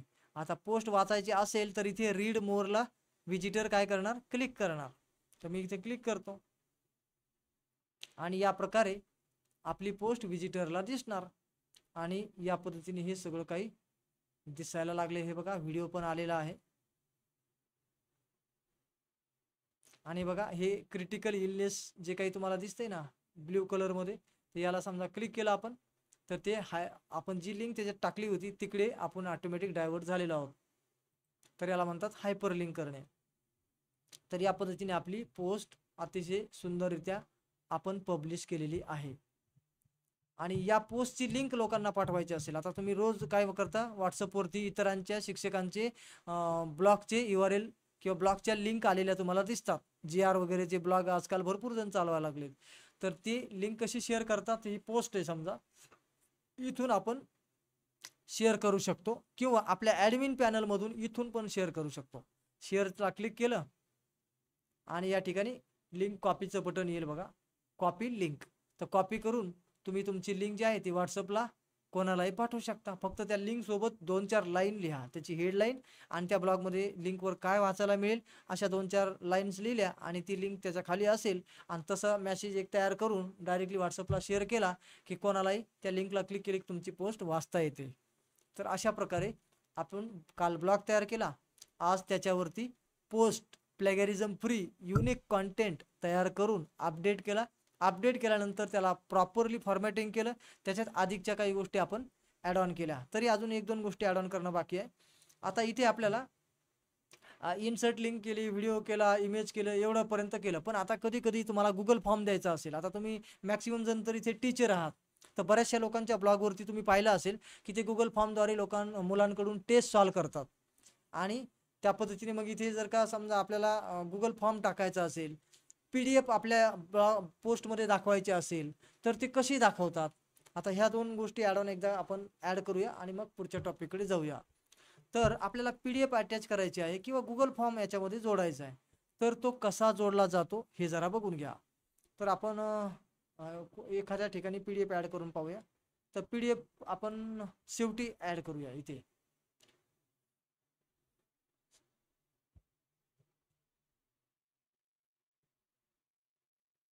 ओके, हा कॉन्टेंट मी इथून डिलीट केला आणि इथे आपण काय करू, PDF ॲड करून पाहूया. PDF इन्सर्ट कसे करतात. तर यासाठी सगळ्यात अगोदर आपल्याला जावं लागेल गुगल ड्राईव्हवरती. तर मी या ठिकाणी नवीन टॅब ओपन करतो आणि गुगल ड्राईव्हवरती आपण जायचं. आता अगदी स्टेप बाय स्टेप लक्षात ठेवा. गुगल ड्राईव्हवरती गेल्यानंतर आपल्याला या म्हणजे कशी पद्धतीने आपण इथे पोस्ट घेऊ शकतो ते पहा. म्हणजे एखादी PDF आपण कशी घेऊ शकतो. तुम्ही असं फोल्डर करून हे सगळं ऑर्गनाइज केलेलं असलं पाहिजे तुमच्या गुगल ड्राईव्हवरती. गुगल ड्राईव्ह कसा वापरायचा याबद्दल माहिती नसेल तर आपला हा जो ब्लॉगरचा जो कोर्स आहे त्याच्यामध्ये how to use Google Drive effectively हा कोर्स आपला, हा सुद्धा एक प्रॉपरली डेडिकेटेड व्हिडिओ त्या कोर्समध्ये ॲड करण्यात आलेला आहे. तुम्हाला हा जर चांगला वापरता येत नसेल किंवा प्रॉपर सगळ्या टेक्निक्स माहीत नसतील गुगल ड्राईव्हच्या, तर तुम्ही तो व्हिडिओसुद्धा पाहू शकता. आता आपण एखादी इथून PDF घेऊया. गुगल फॉर्म पण घेणार आहोत एक उदाहरणासाठी. सध्या एखादी PDF. ओके, चला इथे स्टेट लेवल व्हिडिओ मेकिंग अशी एक PDF आपल्याकडे आहे, जो राज्यस्तरीय व्हिडिओ निर्मिती प्रोग्रामचा GR आहे. तर याला जस्ट आपण तिथे इन्सर्ट करून पाहू आपल्या ब्लॉग पोस्टमध्ये. तर मी करतो याला इथे 3 डॉटला क्लिक आणि या ठिकाणी आपल्याला शेअर बटन दिसते पहा आणि इथे शेअरला मी क्लिक करतो. क्लिक केल्यानंतर जी कुठली PDF किंवा जी कुठली डॉक्युमेंट फाईल असेल आपल्या गुगल ड्राईव्हवरची, मग ती व्हिडिओ असू शकतो, ते आपल्याला म्हणू शकतो आपण PDF PPT कुठलंही डॉक्युमेंट असू द्या गुगल ड्राईव्हवरचं, त्याला सेम याच पद्धतीने कृती करायची आहे. आता पहिल्यांदा मी काय केलं, शेअर बटनला क्लिक केलं. त्याच्यानंतर इथे ॲक्सेस जो असतो ना तो असा डिफॉल्टमध्ये असा असतो, रिस्ट्रिक्टेड म्हणून. त्याला तुम्हाला इथे क्लिक करायचे आणि इथे एनीवन विथ लिंकला क्लिक करायचे आणि मग लिंक कॉपी करायची. सेम हेच मोबाईलमध्ये पण करता येतं, काही वेगळं नाही. तर मी कॉपी लिंकला क्लिक करतो, कारण की मी एनीवन विथ लिंक असं त्याचा ॲक्सेस चेंज केलेला आहे. ठीक आहे, हे चेंज केल्यानंतर आपण लिंक केली कॉपी, सॉरी लिंक नाही कॉपी करायची, फक्त आपण एनीवन विथ लिंक असा तिथे त्याचा जनरल जो ॲक्सेस होता तो या पद्धतीने करून घेतला, जो की रिस्ट्रिक्टेड होता अगोदर. आणि इथे मात्र व्ह्यूवरच पाहिजे, हे कमेंटर एडिटर वगैरे देऊ नका. तर एनीवन विथ लिंक आणि व्ह्यूवर हे असं ठेवा आणि मग आपण इथे डन करूया. डन केल्यानंतर ही जी फाईल आहे, मग ही PDF असू शकते, एक्सेल असू शकते, वर्ड असू शकते, PDF असू शकते, PPT असू शकते, व्हिडिओ ऑडिओ कुठली पण प्रकारची फाईल असू शकते. तर याला सेम अशा प्रकारे जो ॲक्सेस आहे तो एव्हरीवन आणि व्ह्यूवर असं द्यायचा आहे. त्याच्यानंतर याला करायचं ओपन. डबल क्लिक केलं मी आणि ती आता ओपन होईल. ओपन झालेली आहे बघा. याच्यानंतर इथे सेम हीच प्रक्रिया मोबाईलमध्ये पण असते. डबल क्लिक केल्यानंतर ओपन होईल. ओपन झाल्यानंतर या 3 डॉटला आपण क्लिक करायचं आहे आणि या ठिकाणी असेल एम्बेड आयटम. एम्बेड आयटम मी क्लिक करतो आणि या ठिकाणी बघा हा पूर्ण कोड आपल्याला paste HTML to embed in website असा एक कोड मिळालेला आहे. तर याला डबल टिबल क्लिक करा, ऑटोमॅटिक तो पूर्ण कोड सिलेक्ट होईल आणि याला कॉपी करा. केला कॉपी. आता ही प्रोसेस जर तुमच्या लक्षात नाही राहिली तर व्हिडिओ रेकॉर्डेड पुन्हा पाहून ही कृती थांबून करू शकता. तर मी हा कोड कॉपी केला, आपल्या ब्लॉग पोस्टमध्ये येतो. ब्लॉग पोस्टमध्ये आल्यानंतर आपल्याला इथे कुठेही मध्येच पण आपण PDF इथे मध्ये पण आपण PDF ॲड करू शकतो. मी मुद्दाम मध्ये करून दाखवतो जेणेकरून थोडं क्रिटिकल तुम्हाला समजावं म्हणून. नाही तर सोपं खाली तर सोपं असतं, मध्ये कुठे ॲड करायला थोडी अडचण असते, म्हणून मग मध्ये करतो जेणेकरून तुम्हाला ती प्रक्रिया समजून घेता येईल. आता मध्ये कुठे समजा मला ही PDF इन्सर्ट करायची आहे, तर अशा वेळेला मी तिथे कर्सर ठेवलाय जिथे मला PDF ज्या वाक्यापासून खाली दाखवायची. आता मला 4 जो पॉईंट आहे त्याच्या खाली हेल्थ इन्शुरन्स क्लेम प्रक्रिया जी सुरू होते त्याच्या अगोदर मला इथे PDF दाखवायची आहे, म्हणून मी तिथे काय केलं, कर्सर इथे मी ठेवला आणि तो आता ब्लिंक करतोय म्हणजे टायपिंग मोडमध्ये आहे. मग आपण इथे काय करायचं, जस्ट एक डॅश डॅश द्यायचा. ओके, हा किती द्यावा याला काही असं मर्यादा नाही की बा तुम्ही छोटा द्या मोठा द्या वगैरे, अंदाजे मी एवढा दिला. ठीक आहे, तुम्ही कमी पण दिला तरी काही फरक पडत नाही, ही एक ट्रिक आहे. तर या पद्धतीने मी एक रेषा इथे दिलेली आहे आणि आता आपण काय करणार, इथे जाणार. इथे बघा या पेन्सिलच्या चिन्हाच्या शेजारी एक ॲरो आहे, याला क्लिक करायचे आणि याच्यामध्ये आहे HTML व्ह्यू, याला मी क्लिक करतो. पहा, क्लिक केल्यानंतर आता आपल्याला माहिती आहे की आपल्याला PDF कुठे इन्सर्ट करायची आहे, जिथे मी डॅश डॅशची लाईन ओढलेली आहे त्या ठिकाणी आपल्याला काय करायचे, PDF दाखवायची आहे. आता इथे बघा हे HTML कोड फॉर्मॅटमध्ये ओपन झाली आपली पोस्ट, त्यामुळे आपल्याला कोडिंग लँग्वेजचं काही नॉलेज नाही, आपल्याला कोडिंगबद्दल काही गंधही नाही, आजपर्यंत कधी काही संबंध आला नाही. त्यामुळे आपण एक ट्रिक वापरली, ती म्हणजे एक लाईन. तर त्या ठिकाणी आपण खाली खाली बघत जायचे आणि कुठे आहे ती लाईन याच्यात ते एवढं बघायचं. लाईन आपल्याला कुठे दिसते का, आपण हे बघा इथे दिसते, हे बघा इथून लाईन सुरू झालेली आहे आणि ती लाईन जिथपर्यंत आहे तिथपर्यंत आपण सिलेक्ट केलं. बघा एवढी सोपी ट्रिक आहे, मी मुद्दाम तुमच्यासाठी ही ट्रिक तयार केली आहे जेणेकरून तुम्हाला कोडिंगचा काही गंध नाही, कोडिंग बद्दलचा आपल्याला आजपर्यंत काही संबंध आलेला नाही, पण तरी याच्यात आपल्याला आपली जी काम आहे तेवढं भागून घेता आलं पाहिजे. तर त्यासाठी आपल्याला ह्याच्यात आता हे सगळं कोडिंग हे मध्ये मध्ये काहीतरी अक्षरं दिसत आहेत वगैरे याचं टेन्शन घ्यायचं नाही आणि याच्यात छेडछाड सुद्धा करायची नाही. फक्त करायचं काय की जेवढी आपण लाईन मारली तेवढीला सिलेक्ट करायचे आणि क्लिक करायचं राईट आणि याला म्हणायचं पेस्ट, कारण की मी कॉपी करून ठेवलेला आहे ना कोड, तर मी पेस्ट म्हणतो, काहीच करायचं नाही आणि अपडेट म्हणायचं. आणि पुन्हा या ठिकाणी HTML व्ह्यूला आपल्या पहिल्या कंपोज व्ह्यू मध्ये ओपन करायचं आणि खाली जाऊन बघायचं की ती जी PDF होती ती आपली इथे आलेली आहे किंवा नाही. हे बघा PDF इथे आलेली आहे, फक्त ती आपल्याला या व्हिडिओ पद्धतीने दिसत आहे, तर ती आपल्याला प्रॉपरली व्ह्यूवरला दिसते की नाही हे बघण्यासाठी आपण प्रिव्ह्यूला क्लिक करायचं.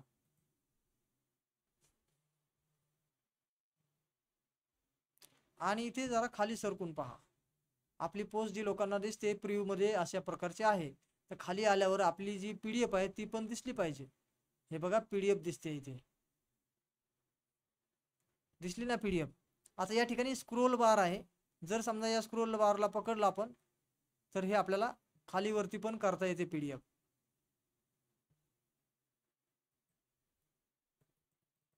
ओके, कदाचित हे प्रिव्ह्यू मोड मध्ये असल्यामुळे हे स्क्रोल फिरतला जात नाही असं मला वाटते. ठीक, तर आपल्याला PDF इथे इन्सर्ट करता आली. आपण जरा याला क्लोज करूया आणि इथून अपडेट ऑलरेडी केलेलं आहे. आपण आपल्या ब्लॉग मध्ये जाऊन याला रिफ्रेश करून पाहूया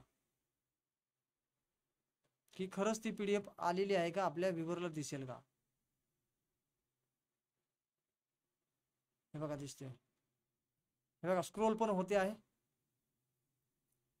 म्हणजे PDF ची पानं भरपूर जास्त आहेत, म्हणून आपल्याला एवढ्या चौकटीतच बघण्यासाठी हा स्क्रोलर साईडला ऑटोमॅटिक येतो. तुम्ही काहीच करायची गरज नसते आणि या पद्धतीने आपल्याला PDF आपल्या ब्लॉग मध्ये दाखवता येते.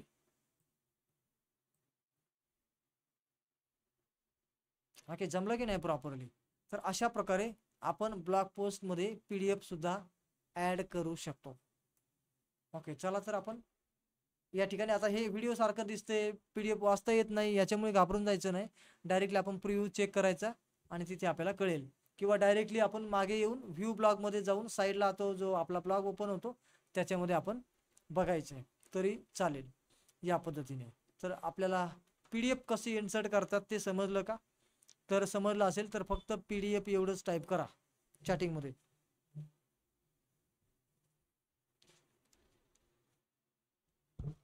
PDF.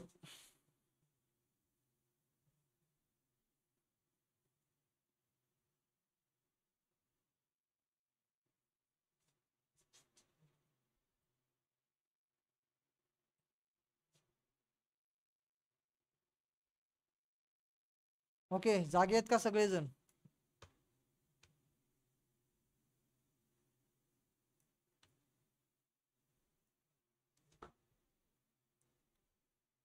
ओके, ठीक. चला तर आता शेवटचा एक मुद्दा घेऊ आपण गुगल फॉर्मचा आणि आपण सेशन थांबूया, कारण की आता 9:53 झालेले आहेत, म्हणजेच की आपला सेशन अगदी एंडला वेळ आलेला आहे. तर आपण आता आपल्या ब्लॉग मध्ये गुगल फॉर्म पण ऍड करण्याची प्रक्रिया शिकून घेऊया. ओके, चला तर आता हा आपला ब्लॉग आहे आणि याच्यात आपल्याला कुठेतरी गुगल फॉर्म ऍड करायचा आहे. आता मध्ये कुठे गुगल फॉर्म ऍड करायचा असेल, समजा जसं PDF केलं तसं, तर सेम तीच ट्रिक लाईन ओढायची तुम्हाला आणि तेवढी लाईन सिलेक्ट करून पेस्ट करायची. आता पुन्हा तीच प्रक्रिया मी रिपीट करतो आहे जी PDF इन्सर्ट करताना झाली तशा प्रकारची. फक्त एवढंच आहे की मी आता ही शेवटी घेतो आणि इथे पण असं लाईन काढतो. ओके, तर लाईन काढलेली आहे आणि मला इथे गुगल फॉर्म इन्सर्ट करायचा. गुगल फॉर्म इन्सर्ट करण्यासाठी मी पुन्हा गुगल ड्राईव्ह वरती जाईल आणि गुगल ड्राईव्ह वरती आल्यानंतर आपल्याला एक गुगल फॉर्म ओपन करायचा आहे. हे बघा, हे टेक CV टीचर नावाचा एक गुगल फॉर्म आपण सॅम्पल साठी घेऊया. तर मी याला डबल क्लिक करतो. डबल क्लिक केल्यानंतर आपल्याला गुगल फॉर्म इथे दिसत आहे.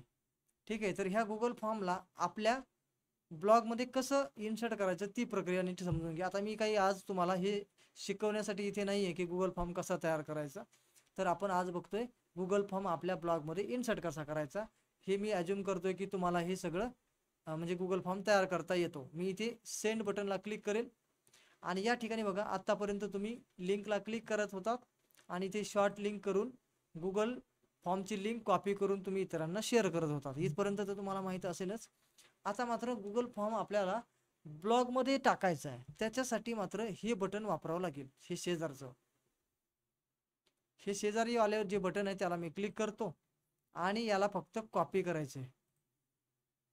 शेजारी वालं बटन क्लिक केलं आहे लिंकच्या बाजूचं आणि याला कॉपी केले, बाकी काहीही केलं नाही. आणि आपण आता आपल्या ब्लॉग पोस्ट मध्ये येणार आहोत आणि पुन्हा एकदा इथे HTML व्ह्यू मध्ये जाणार आहोत. गेल्यानंतर आपल्याला जिथे गुगल फॉर्म इन्सर्ट करायचा आहे तिथे आपण एक लाईन ओढली होती, ती ही लाईन आहे. हिला पूर्ण सिलेक्ट करायचं आहे काळजीपूर्वक. कुठलंही अक्षर कमी होता कामा नये, या आहे त्याच्यातलं. फक्त लाईन म्हणजे लाईनच आपल्याला सिलेक्ट करायची. मी सिलेक्ट केली आणि ते फक्त पेस्ट म्हणायचं. आणि काहीच करायचं नाही. अपडेट HTML व्ह्यू मधून आपण पुन्हा कंपोज व्ह्यू मध्ये यायचं आणि आपल्या ब्लॉग मध्ये जाऊन आपण रिफ्रेश करून पाहू.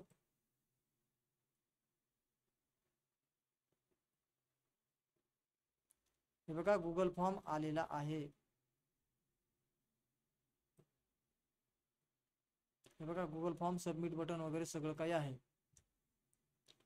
तर या प्रकारे गुगल फॉर्म आपण आपल्या ब्लॉग मध्ये इन्सर्ट करू शकतो. तर आता तुम्हाला गुगल फॉर्म इन्सर्ट करायची प्रक्रिया पण समजली असेल. आणि जर काही थोडंफार समजा काही गोष्टी तुम्हाला नसतील कळली तर तुम्हाला व्हिडिओ रेकॉर्डेड पुन्हा पाहावा लागेल आणि स्टेप बाय स्टेप थोडं थांबून थांबून ही कृती करावी लागेल. तर आजच्या भागामध्ये आपण इथेच थांबूया. 9:57 झालेले आहेत आणि आपला सेशन आजच्या दिवसासाठी तरी इथे थांबूया. आता मात्र आपल्याला प्रश्न वगैरे विचारता येतील आणि प्रश्नांची उत्तर आपल्याला मिळाल्यानंतर तुम्हाला अधिक सेशन हा परिणामकारक वाटेल. तर त्यासाठी मी काही वेळासाठी आता स्क्रीन स्टॉप करतो आहे आणि प्रश्न उत्तराला आपण सुरू करूया. ओके, तर प्रश्न विचारण्यासाठी तुम्हाला माईक इनेबल करून देत आहे. तुम्ही मात्र स्वतःहून माईक सुरू करून प्रश्न विचारू शकता. ओके, तर माईकला टच करा आणि आपला प्रश्न सांगा.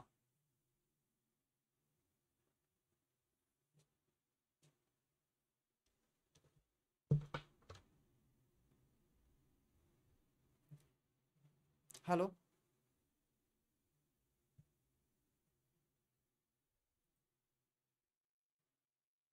आवाज नाही आला कोणाचा अजून. विनायक बगाडे सर, तुमचा माईक सुरू आहे पण आवाज नाही येत.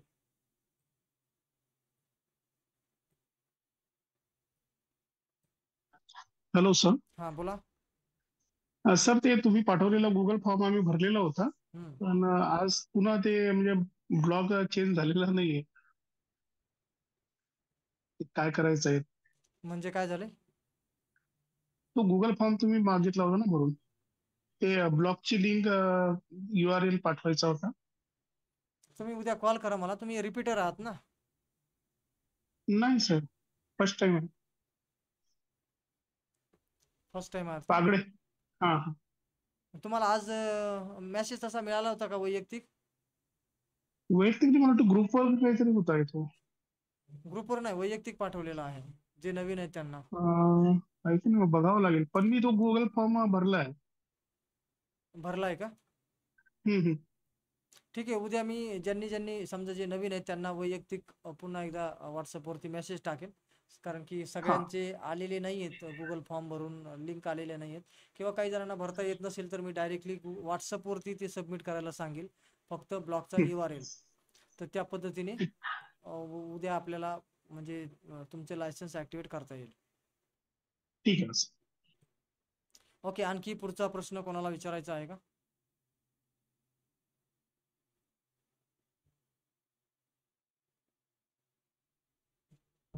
आजच्या सेशनमध्ये किंवा कालच्या सेशनबद्दल काही प्रश्न असल्यास तुम्ही माईक सुरू करा आणि आपला प्रश्न सांगा.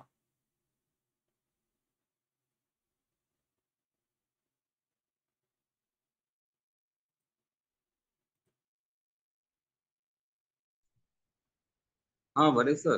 बोला. कालचं सेशन आणि आजचं हे व्हिडिओ आता बघता येईल का आम्हाला? हो, बघता येईल ना. ऑलरेडी मागच्या बॅचेस झालेले आहेत, रेकॉर्डेड सेशन तिथे आहेत. फक्त आजचा सेशन आता इमिडिएट जो झालेला आहे सेम टू सेम अपलोड व्हायला उद्या दुपारपर्यंत होईल. पण अगोदर उद्या मागच्या दुपारपर्यंत. बॅचचे आहेत.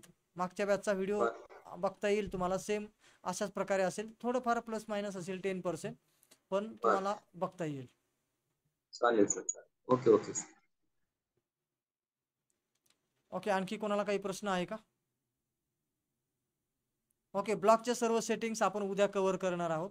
कारण की आज जो भाग होता तो आपण प्लॅगॅरिझम फ्री वगैरे हा नवीन ॲड केल्यामुळे आज त्या झाल्या नाहीत. नाहीतर तो आज भाग झालेला होता मागच्या बॅचमध्ये, परंतु या बॅचमध्ये मात्र तो कॉन्टेंट एक्स्ट्राचा ॲड झाल्यामुळे आपल्याला ते आज कव्हर करता आले नाही. उद्या सगळ्या सेटिंग्स होतील. उद्या पेज तयार करणे A to Z सगळं होऊनच जाईल. उद्या काही राहणार नाही.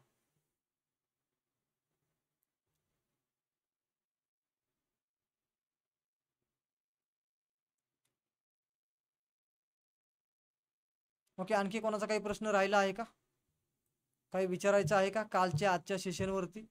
आणि प्रत्येकाने आपला रेकॉर्डेड सेशन जागेवर आहे का नाही लॉग इन करून जरूर पहा. जर काही समजा लॉग इन करता येत नसेल तर ताबडतोब कळवा. लवकरच तुमच्या ईमेल आय डीला चेक करून काही एरर दुरुस्त केला जाईल आणि तुम्हाला रेकॉर्डेड व्हिडिओ पाहता येईल. ओके, काही प्रश्न नसेल तर मग आपल्याला थांबावं लागेल, पण एकही प्रश्न तसा आल्याच नाही काही आजच्या आणि कालच्या भागावर.